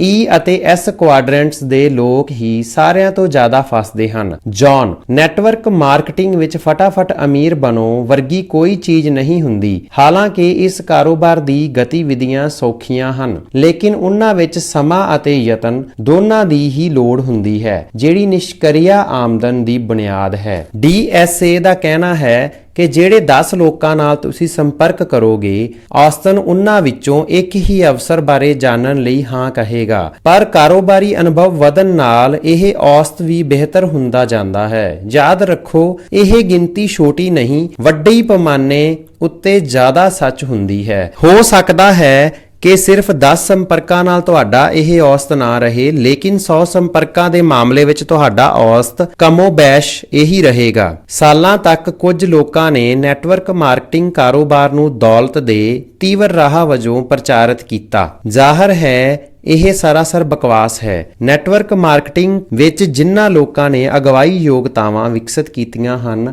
ਅਤੇ ਆਪਣੇ ਕਾਰੋਬਾਰ ਨੂੰ ਸਥਾਪਿਤ ਕੀਤਾ ਹੈ ਅਤੇ ਸੱਚੀ ਦੌਲਤ ਬਣਾਈ ਹੈ, ਉਹਨਾਂ ਨੇ ਇਸ ਕੰਮ ਵਿੱਚ ਕਈ ਲੰਮੇ ਮੁਸ਼ਕਲ ਸਾਲ ਲਾਏ ਹਨ। ਇਸ ਲਈ ਜੇਕਰ ਤੁਸੀਂ ਕਿਸੇ ਨੂੰ ਇਹ ਕਹਿੰਦੇ ਸੁਣਦੇ ਹੋ ਕਿ ਫਟਾਫਟ ਨਤੀਜੇ ਦੇਖਣੇ ਚਾਹੀਦੇ ਹਨ, ਤਾਂ ਮੂਰਖ ਨਾ ਬਣੋ। ਇਹ ਹੱਥ ਦੀ ਸਫਾਈ ਜਾਂ 6 ਮਹੀਨਿਆਂ ਦੀ ਖੁਸ਼ਕਿਸਮਤੀ ਦੇ ਘੋੜੇ ਦੀ ਸਵਾਰੀ ਨਹੀਂ ਹੈ। ਇਹ ਤਾਂ ਗੰਭੀਰ ਕਾਰੋਬਾਰ ਹੈ। ਇਹ ਤੁਹਾਡਾ ਜੀਵਨ ਹੈ ਜਿਸ ਬਾਰੇ ਅਸੀਂ ਇੱਥੇ ਗੱਲ ਕਰ ਰਹੇ ਹਾਂ। ਕਾਰੋਬਾਰ ਦੀ ਅਸਲੀ ਦੁਨੀਆ ਵਿੱਚ ਜੇਕਰ ਤੁਸੀਂ 3 ਤੋਂ 6 ਮਹੀਨਿਆਂ ਵਿੱਚ ਸਫਲ ਨਹੀਂ ਹੋ ਪਾਉਂਦੇ, ਤਾਂ ਤੁਹਾਨੂੰ ਕੱਢ ਦਿੱਤਾ ਜਾਂਦਾ ਹੈ। ਜੈਰੋਕਸ ਵਾਲੇ ਥੋੜੇ ਜ਼ਿਆਦਾ ਉਦਾਰ ਹਨ। ਉਹਨਾਂ ਨੇ ਮੈਨੂੰ ਸਿੱਖਿਆ ਲਈ 1 ਸਾਲ ਦਾ ਸਮਾਂ ਦਿੱਤਾ ਅਤੇ ਹੋਰ 1 ਸਾਲ ਦਾ ਪ੍ਰੋਬੇਸ਼ਨ ਸਮਾਂ ਵੀ ਦਿੱਤਾ। ਜੇਕਰ ਮੈਨੂੰ 2 ਸਾਲਾਂ ਦਾ ਸਮਾਂ ਨਹੀਂ ਮਿਲਦਾ, ਤਾਂ ਮੈਨੂੰ ਕੱਢ ਦਿੱਤਾ ਜਾਂਦਾ। ਤੁਹਾਡੀ ਸਥਿਤੀ ਭਿੰਨ ਹੈ। ਤੁਹਾਡੀ ਨੈਟਵਰਕ ਮਾਰਕੀਟਿੰਗ ਕੰਪਨੀ ਤੁਹਾਨੂੰ ਕਦੇ ਨਹੀਂ ਕੱਢੇਗੀ। ਇਸ ਲਈ ਆਪਣੇ ਆਪ ਨੂੰ ਬਾਹਰ ਨਾ ਕੱਢੋ। ਇਸ ਨੂੰ ਕੇਵਲ ਕੁਝ ਮਹੀਨਿਆਂ ਜਾਂ ਸਾਲ ਦੀ ਕੋਸ਼ਿਸ਼ ਨਾ ਮੰਨੋ ਅਤੇ ਇਸ ਤੋਂ ਬਾਅਦ ਇਹ ਨਾ ਕਹੋ, ਓਹ ਚੰਗਾ, ਮੈਨੂੰ ਲੱਗਦਾ ਹੈ ਕਿ ਇਹ ਕਾਰਗਰ ਨਹੀਂ ਰਿਹਾ। ਇਸ ਨੂੰ ਉਨਾ ਸਮਾਂ ਦਿਓ ਜਿੰਨੇ ਦੀ ਲੋੜ ਹੈ। ਰਾਬਰਟ ਜੌਨ, ਜਦੋਂ ਮੈਂ ਲੋਕਾਂ ਨੂੰ ਕਹਿੰਦਾ ਹਾਂ ਇਸ ਨੂੰ ਸਮਾਂ ਦਿਓ, ਤਾਂ ਉਹ ਹਮੇਸ਼ਾ ਮੈਨੂੰ ਸਵਾਲ ਪੁੱਛਦੇ ਹਨ, ਠੀਕ ਹੈ, ਕਿੰਨਾ ਸਮਾਂ ਦੇਈਏ? ਤੁਹਾਡਾ ਜਵਾਬ ਕੀ ਹੋਵੇਗਾ? ਜੌਨ, ਮੈਂ ਕਹਾਂਗਾ ਕਿ ਇਸ ਨੂੰ 5 ਸਾਲ ਦਾ ਸਮਾਂ ਦਿਓ। ਰਾਬਰਟ, ਮੈਂ ਵੀ ਬਿਲਕੁਲ ਇਹੀ ਜਵਾਬ ਦਿੰਦਾ ਹਾਂ। ਅਸਲ ਵਿੱਚ ਇਹ ਕਿਸੇ ਵੀ ਪ੍ਰਕਾਰ ਦਾ ਕਾਰੋਬਾਰ ਬਣਾਉਣ ਬਾਰੇ ਸਹੀ ਹੈ। ਮੈਂ ਇਸ ਨੂੰ ਆਪਣੀ 5 ਸਾਲਾ ਯੋਜਨਾ ਕਹਿੰਦਾ ਹਾਂ। 5 ਸਾਲਾ ਯੋਜਨਾ। ਜੇਕਰ ਤੁਸੀਂ ਆਪਣੀ ਯਾਤਰਾ ਸ਼ੁਰੂ ਕਰਨ ਬਾਰੇ ਗੰਭੀਰ ਹੋ, ਤਾਂ ਮੇਰੀ ਸਲਾਹ ਹੈ ਕਿ ਤੁਸੀਂ 5 ਸਾਲ ਸਮਰਪਿਤ ਕਰਨ ਦਾ ਸੰਕਲਪ ਲਓ। ਸਿੱਖਣ, ਵਿਕਾਸ ਕਰਨ, ਆਪਣੇ ਬੁਨਿਆਦੀ ਜੀਵਨ ਮੁੱਲਾਂ ਨੂੰ ਬਦਲਣ ਅਤੇ ਨਵੇਂ ਦੋਸਤਾਂ ਨੂੰ ਮਿਲਣ ਲਈ ਘੱਟੋ-ਘੱਟ 5 ਸਾਲ ਤੱਕ ਜੁਟੇ ਰਹਿਣ ਦਾ ਸੰਕਲਪ ਕਰੋ। ਕਿਉਂਕਿ ਇਹ ਯਥਾਰਥਵਾਦੀ ਨੀਤੀ ਹੈ। ਹਾਵਰਡ ਸ਼ੁਲਟਜ਼ ਨੂੰ ਸਟਾਰਬਕਸ ਬਣਾਉਣ ਵਿੱਚ ਕਈ ਸਾਲ ਲੱਗ ਗਏ। ਇਸੇ ਤਰ੍ਹਾਂ ਰੇ ਕ੍ਰੌਕ ਨੂੰ ਮੈਕਡੋਨਲਡਸ ਅਤੇ ਮਾਈਕਲ ਡੈਲ ਨੂੰ ਡੈਲ ਕੰਪਿਊਟਰਸ ਬਣਾਉਣ ਲਈ ਕਈ ਸਾਲਾਂ ਦਾ ਸਮਾਂ ਲੱਗਿਆ। ਵੱਡੀਆਂ ਕੰਪਨੀਆਂ ਅਤੇ ਵੱਡੇ ਵਿਹਾਰਿਕ ਦਿਗਜਾਂ ਨੂੰ ਬਣਨ ਵਿੱਚ ਸਮਾਂ ਲੱਗਦਾ ਹੈ। ਮੇਰੇ ਆਪਣੇ ਸਫਲ B ਕੁਆਡਰੈਂਟ ਕਾਰੋਬਾਰ ਨੂੰ ਸਥਾਪਿਤ ਕਰਨ ਵਿੱਚ ਮੈਨੂੰ ਕਈ ਸਾਲ ਦਾ ਸਮਾਂ ਲੱਗਿਆ ਸੀ। ਤੁਹਾਨੂੰ ਵੀ ਆਪਣੇ ਨੈਟਵਰਕ ਮਾਰਕੀਟਿੰਗ ਕਾਰੋਬਾਰ ਸਥਾਪਿਤ ਕਰਨ ਵਿੱਚ ਕਈ ਸਾਲ ਲੱਗ ਜਾਣਗੇ। ਇਹ ਵੱਖਰਾ ਕਿਉਂ ਹੋਵੇਗਾ? ਜ਼ਿਆਦਾਤਰ ਲੋਕ ਸਾਲਾਂ ਲਈ ਨਹੀਂ ਬਲਕਿ ਮਹੀਨਿਆਂ ਅਤੇ ਦਿਨ ਦੇ ਸੰਦਰਭ ਵਿੱਚ ਸੋਚਦੇ ਹਨ, ਕਿਉਂਕਿ ਉਹਨਾਂ ਕੋਲ ਵਿਗਿਆਪਨਾਂ ਅਤੇ ਈ ਕੁਆਡਰੈਂਟ ਦੇ ਤਨਖਾਹਾਂ ਤੋਂ ਤਨਖਾਹਾਂ ਤੱਕ ਦੇ ਜੀਵਨ ਮੁੱਲਾਂ ਦੀ ਸਿਖਲਾਈ ਹੁੰਦੀ ਹੈ। ਇਸ ਲਈ ਉਹ ਤਤਕਾਲਕ ਸੰਤੁਸ਼ਟੀ ਦੇ ਸੰਦਰਭ ਵਿੱਚ ਸੋਚਦੇ ਹਨ। ਕੀ ਇਸ ਤੋਂ ਕੋਈ ਹੈਰਾਨੀ ਦੀ ਗੱਲ ਹੈ ਕਿ ਇੰਨੇ ਸਾਰੇ ਲੋਕ ਜਦੋਂ ਵੀ ਸੰਸਾਰ ਵਿੱਚ ਆਪਣਾ ਅੰਗੂਠਾ ਰੱਖਣ ਬਾਰੇ ਵਿਚਾਰ ਕਰਦੇ ਹਨ ਤਾਂ ਉਹ ਫਟਾਫਟ ਅਮੀਰ ਬਣੋ ਦੇ ਵਿਚਾਰ ਨਾਲ ਸਮੋਹਿਤ ਹੋ ਜਾਂਦੇ ਹਨ। ਮੈਂ ਇੱਕ ਹਫ਼ਤੇ ਪਹਿਲਾਂ ਸਾਈਨ ਕੀਤਾ ਸੀ, ਮੈਨੂੰ ਢੇਰ ਸਾਰੀ ਕਮਾਈ ਕਦੋਂ ਹੋਵੇਗੀ। ਦੋਸਤੋ, ਫਟਾਫਟ ਅਮੀਰ ਬਣੋ ਇੱਕ ਵਿਰੋਧਾਭਾਸੀ ਕਥਨ ਹੈ। ਕੋਈ ਵੀ ਸਮਰਿੱਧੀ ਸੰਬੰਧ ਕਦੇ ਫਟਾਫਟੀ ਨਹੀਂ ਬਣਦਾ। ਕੋਈ ਵੀ ਬਿਹਤਰੀਨ ਨਾਵਲ ਰਾਤੋਂ ਰਾਤ ਨਹੀਂ ਲਿਖਿਆ ਜਾਂਦਾ। ਕਿਸੇ ਵੀ ਸਮਰਿੱਧ ਚੀਜ਼ ਨੂੰ ਬਣਾਉਣ ਵਿੱਚ ਸਮਾਂ ਲੱਗਦਾ ਹੈ ਅਤੇ ਇਹ ਵਿੱਤੀ ਸਮਰਿੱਧੀ ਬਾਰੇ ਵੀ ਉਨਾ ਸੱਚ ਹੈ ਜਿੰਨਾ ਕਿ ਕਿਸੇ ਹੋਰ ਤਰ੍ਹਾਂ ਦੀ ਸਮਰਿੱਧੀ ਬਾਰੇ ਵਿਚਾਰ। ਇਸ ਲਈ ਬੀ ਕੁਆਡਰੈਂਟ ਵਿੱਚ ਇੰਨੇ ਘੱਟ ਲੋਕ ਰਹਿੰਦੇ ਹਨ। ਜ਼ਿਆਦਾਤਰ ਲੋਕ ਪੈਸੇ ਤਾਂ ਚਾਹੁੰਦੇ ਹਨ ਲੇਕਿਨ ਉਹ ਆਪਣੇ ਸਮੇਂ ਦਾ ਨਿਵੇਸ਼ ਨਹੀਂ ਕਰਨਾ ਚਾਹੁੰਦੇ। ਆਊਟਲਾਇਰਸ ਦ ਸਟੋਰੀ ਆਫ ਸਕਸੈਸ ਵਿੱਚ ਮੈਲਕਮ ਗਲੈਡਵੈਲ ਦੱਸਦੇ ਹਨ ਕਿ ਕਿਸੇ ਵੀ ਚੀਜ਼ ਵਿੱਚ ਮਾਹਰ ਬਣਨ ਲਈ 10,000 ਘੰਟਿਆਂ ਦੀ ਕਰੜੀ ਘਾਲ ਦੀ ਲੋੜ ਹੁੰਦੀ ਹੈ। ਹਾਈ ਸਕੂਲ ਵਿੱਚ ਪੜ੍ਹਨ ਵੇਲੇ ਬਿਲ ਗੇਟਸ ਨੇ 10,000 ਘੰਟਿਆਂ ਤੱਕ ਪ੍ਰੋਗਰਾਮਿੰਗ ਕੀਤੀ। ਅਣਜਾਣੇ ਬ੍ਰਿਟਿਸ਼ ਬੈਂਡ ਦੇ ਤੌਰ ਤੇ ਬੀਟਲਸ ਨੇ ਹੈਮਬਰਗ ਦੇ ਇੱਕ ਨਾਈਟ ਕਲੱਬ ਵਿੱਚ ਹਰ ਦਿਨ 7 ਘੰਟੇ ਹਰ ਹਫ਼ਤੇ ਦੇ 7 ਦਿਨਾਂ ਵਿੱਚ ਪ੍ਰੋਗਰਾਮ ਦਿੱਤੇ ਅਤੇ ਤਕਰੀਬਨ 10,000 ਘੰਟਿਆਂ ਦਾ ਨਿਵੇਸ਼ ਕੀਤਾ। ਗਲੈਡਵੈਲ ਕਹਿੰਦੇ ਹਨ 10,000 ਘੰਟਿਆਂ ਦਾ ਨਿਯਮ ਬਾਰੇ ਸੱਚਮੁੱਚ ਰੌਚਕ ਗੱਲ ਇਹ ਹੈ ਕਿ ਇਹ ਲਗਭਗ ਹਰ ਖੇਤਰ ਵਿੱਚ ਲਾਗੂ ਹੁੰਦਾ ਹੈ। ਤੁਸੀਂ ਸ਼ਤਰੰਜ ਦੇ ਗ੍ਰੈਂਡ ਮਾਸਟਰ ਤਦੋਂ ਤੱਕ ਨਹੀਂ ਬਣ ਸਕਦੇ ਜਦੋਂ ਤੱਕ 10,000 ਘੰਟਿਆਂ ਦਾ ਅਭਿਆਸ ਨਾ ਕਰ ਲਓ। ਜਿਹੜੇ ਪ੍ਰਤਿਭਾਸ਼ਾਲੀ ਟੈਨਿਸ ਖਿਡਾਰੀ 6 ਸਾਲ ਦੀ ਉਮਰ ਵਿੱਚ ਖੇਡਣਾ ਸ਼ੁਰੂ ਕਰਦਾ ਹੈ ਉਹ ਬੋਰਿਸ ਬੇਕਰ ਵਾਂਗ 16 ਜਾਂ 17 ਸਾਲ ਦੀ ਉਮਰ ਵਿੱਚ ਵਿੰਬਲਡਨ ਖੇਡ ਰਹੇ ਹੁੰਦੇ ਹਨ। ਜਿਹੜਾ ਹੋਣਹਾਰ ਸ਼ਾਸਤਰੀ ਸੰਗੀਤਕਾਰ 4 ਸਾਲ ਦੀ ਉਮਰ ਵਿੱਚ ਵਾਇਲਨ ਵਜਾਉਣਾ ਸ਼ੁਰੂ ਕਰ ਦਿੰਦਾ ਹੈ ਉਹ 15 ਸਾਲ ਦੀ ਉਮਰ ਵਿੱਚ ਕਾਰਨੇਗੀ ਹਾਲ ਵਿੱਚ ਸ਼ੁਰੂ ਕਰਦਾ ਹੈ। 10,000 ਘੰਟੇ ਗਣਿਤ ਦਾ ਇਸਤੇਮਾਲ ਕਰੋ। ਜਦੋਂ ਤੁਸੀਂ ਹਰ ਦਿਨ 8 ਘੰਟੇ ਮਿਹਨਤ ਕਰਦੇ ਹੋ ਅਤੇ ਹਫ਼ਤੇ ਦੇ 5 ਦਿਨ ਕੰਮ ਵਿੱਚ ਲੱਗੇ ਰਹਿੰਦੇ ਹੋ ਤਾਂ 5 ਸਾਲਾਂ ਦੀ ਸਾਧਨਾ ਤੋਂ ਬਾਅਦ ਤੁਸੀਂ 10,000 ਘੰਟਿਆਂ ਦੇ ਪੂਰਨ ਕਾਲਕ ਕੋਸ਼ਿਸ਼ ਦੇ ਅੰਕੜੇ ਤੱਕ ਪਹੁੰਚ ਜਾਂਦੇ ਹੋ। ਤੁਹਾਡੇ ਲਈ ਚੰਗੀ ਗੱਲ ਇਹ ਹੈ ਕਿ ਨੈਟਵਰਕ ਮਾਰਕੀਟਿੰਗ ਵਿੱਚ ਮਾਹਰ ਬਣਨਾ ਸ਼ਤਰੰਜ ਦੇ ਗ੍ਰੈਂਡ ਮਾਸਟਰ ਬਣਨ ਵਰਗਾ ਨਹੀਂ ਹੈ। ਤੁਹਾਨੂੰ ਬੋਰਿਸ ਬੇਕਰ, ਬੀਟਲਸ ਜਾਂ ਬਿਲ ਗੇਟਸ ਬਣਨ ਦੀ ਲੋੜ ਨਹੀਂ ਹੈ। ਤੁਹਾਨੂੰ ਦੁਨੀਆ ਵਿੱਚ ਸ੍ਰੇਸ਼ਟ ਬਣਨ ਦੀ ਲੋੜ ਵੀ ਨਹੀਂ ਹੈ ਲੇਕਿਨ ਤੁਹਾਨੂੰ ਆਪਣੇ ਕਾਰੋਬਾਰ ਦੀ ਯੋਗਤਾਵਾਂ ਵਿੱਚ ਮਾਹਰ ਜ਼ਰੂਰ ਬਣਨਾ ਹੁੰਦਾ ਹੈ। ਇਸ ਵਿੱਚ ਤੁਹਾਨੂੰ 5 ਸਾਲ ਤਾਂ ਪੂਰਨ ਕਾਲਕ 40 ਘੰਟੇ ਦੇ ਹਫ਼ਤਿਆਂ ਦੀ ਲੋੜ ਨਹੀਂ ਹੋਵੇਗੀ ਲੇਕਿਨ ਨਿਸ਼ਕਰੀय ਆਮਦਨ ਵਾਲਾ ਵਿਸ਼ਾਲ ਨੈਟਵਰਕ ਬਣਾਉਣ ਲਈ ਜਿਹੜੀਆਂ ਚੀਜ਼ਾਂ ਦੀ ਲੋੜ ਹੁੰਦੀ ਹੈ ਉਹਨਾਂ ਨੂੰ ਸਿੱਖਣ ਅਤੇ ਮਾਹਰ ਬਣਨ ਲਈ ਆਪਣੇ ਆਪ ਉੱਤੇ ਇੱਕ ਅਹਿਸਾਨ ਕਰੋ ਅਤੇ ਆਪਣੇ ਆਪ ਨੂੰ ਪੂਰਾ ਸਮਾਂ ਦਿਓ। ਉਂਝ ਮੈਂ ਵੀ 5 ਸਾਲ ਯੋਜਨਾ ਦਾ ਇਸਤੇਮਾਲ ਕਰਦਾ ਹਾਂ ਜਦੋਂ ਵੀ ਮੈਂ ਕੋਈ ਨਵੀਂ ਚੀਜ਼ ਸਿੱਖਣ ਦਾ ਨਿਰਣਾ ਲੈਂਦਾ ਹਾਂ। ਮਿਸਾਲ ਲਈ ਰੀਅਲ ਐਸਟੇਟ ਵਿੱਚ ਨਿਵੇਸ਼ ਕਰਨਾ ਤਾਂ ਮੈਂ ਪ੍ਰਕਿਰਿਆ ਨੂੰ ਸਿੱਖਣ ਲਈ ਆਪਣੇ ਆਪ ਨੂੰ ਅੱਜ ਵੀ 5 ਸਾਲ ਦਾ ਸਮਾਂ ਦਿੰਦਾ ਹਾਂ। ਜਦੋਂ ਮੈਂ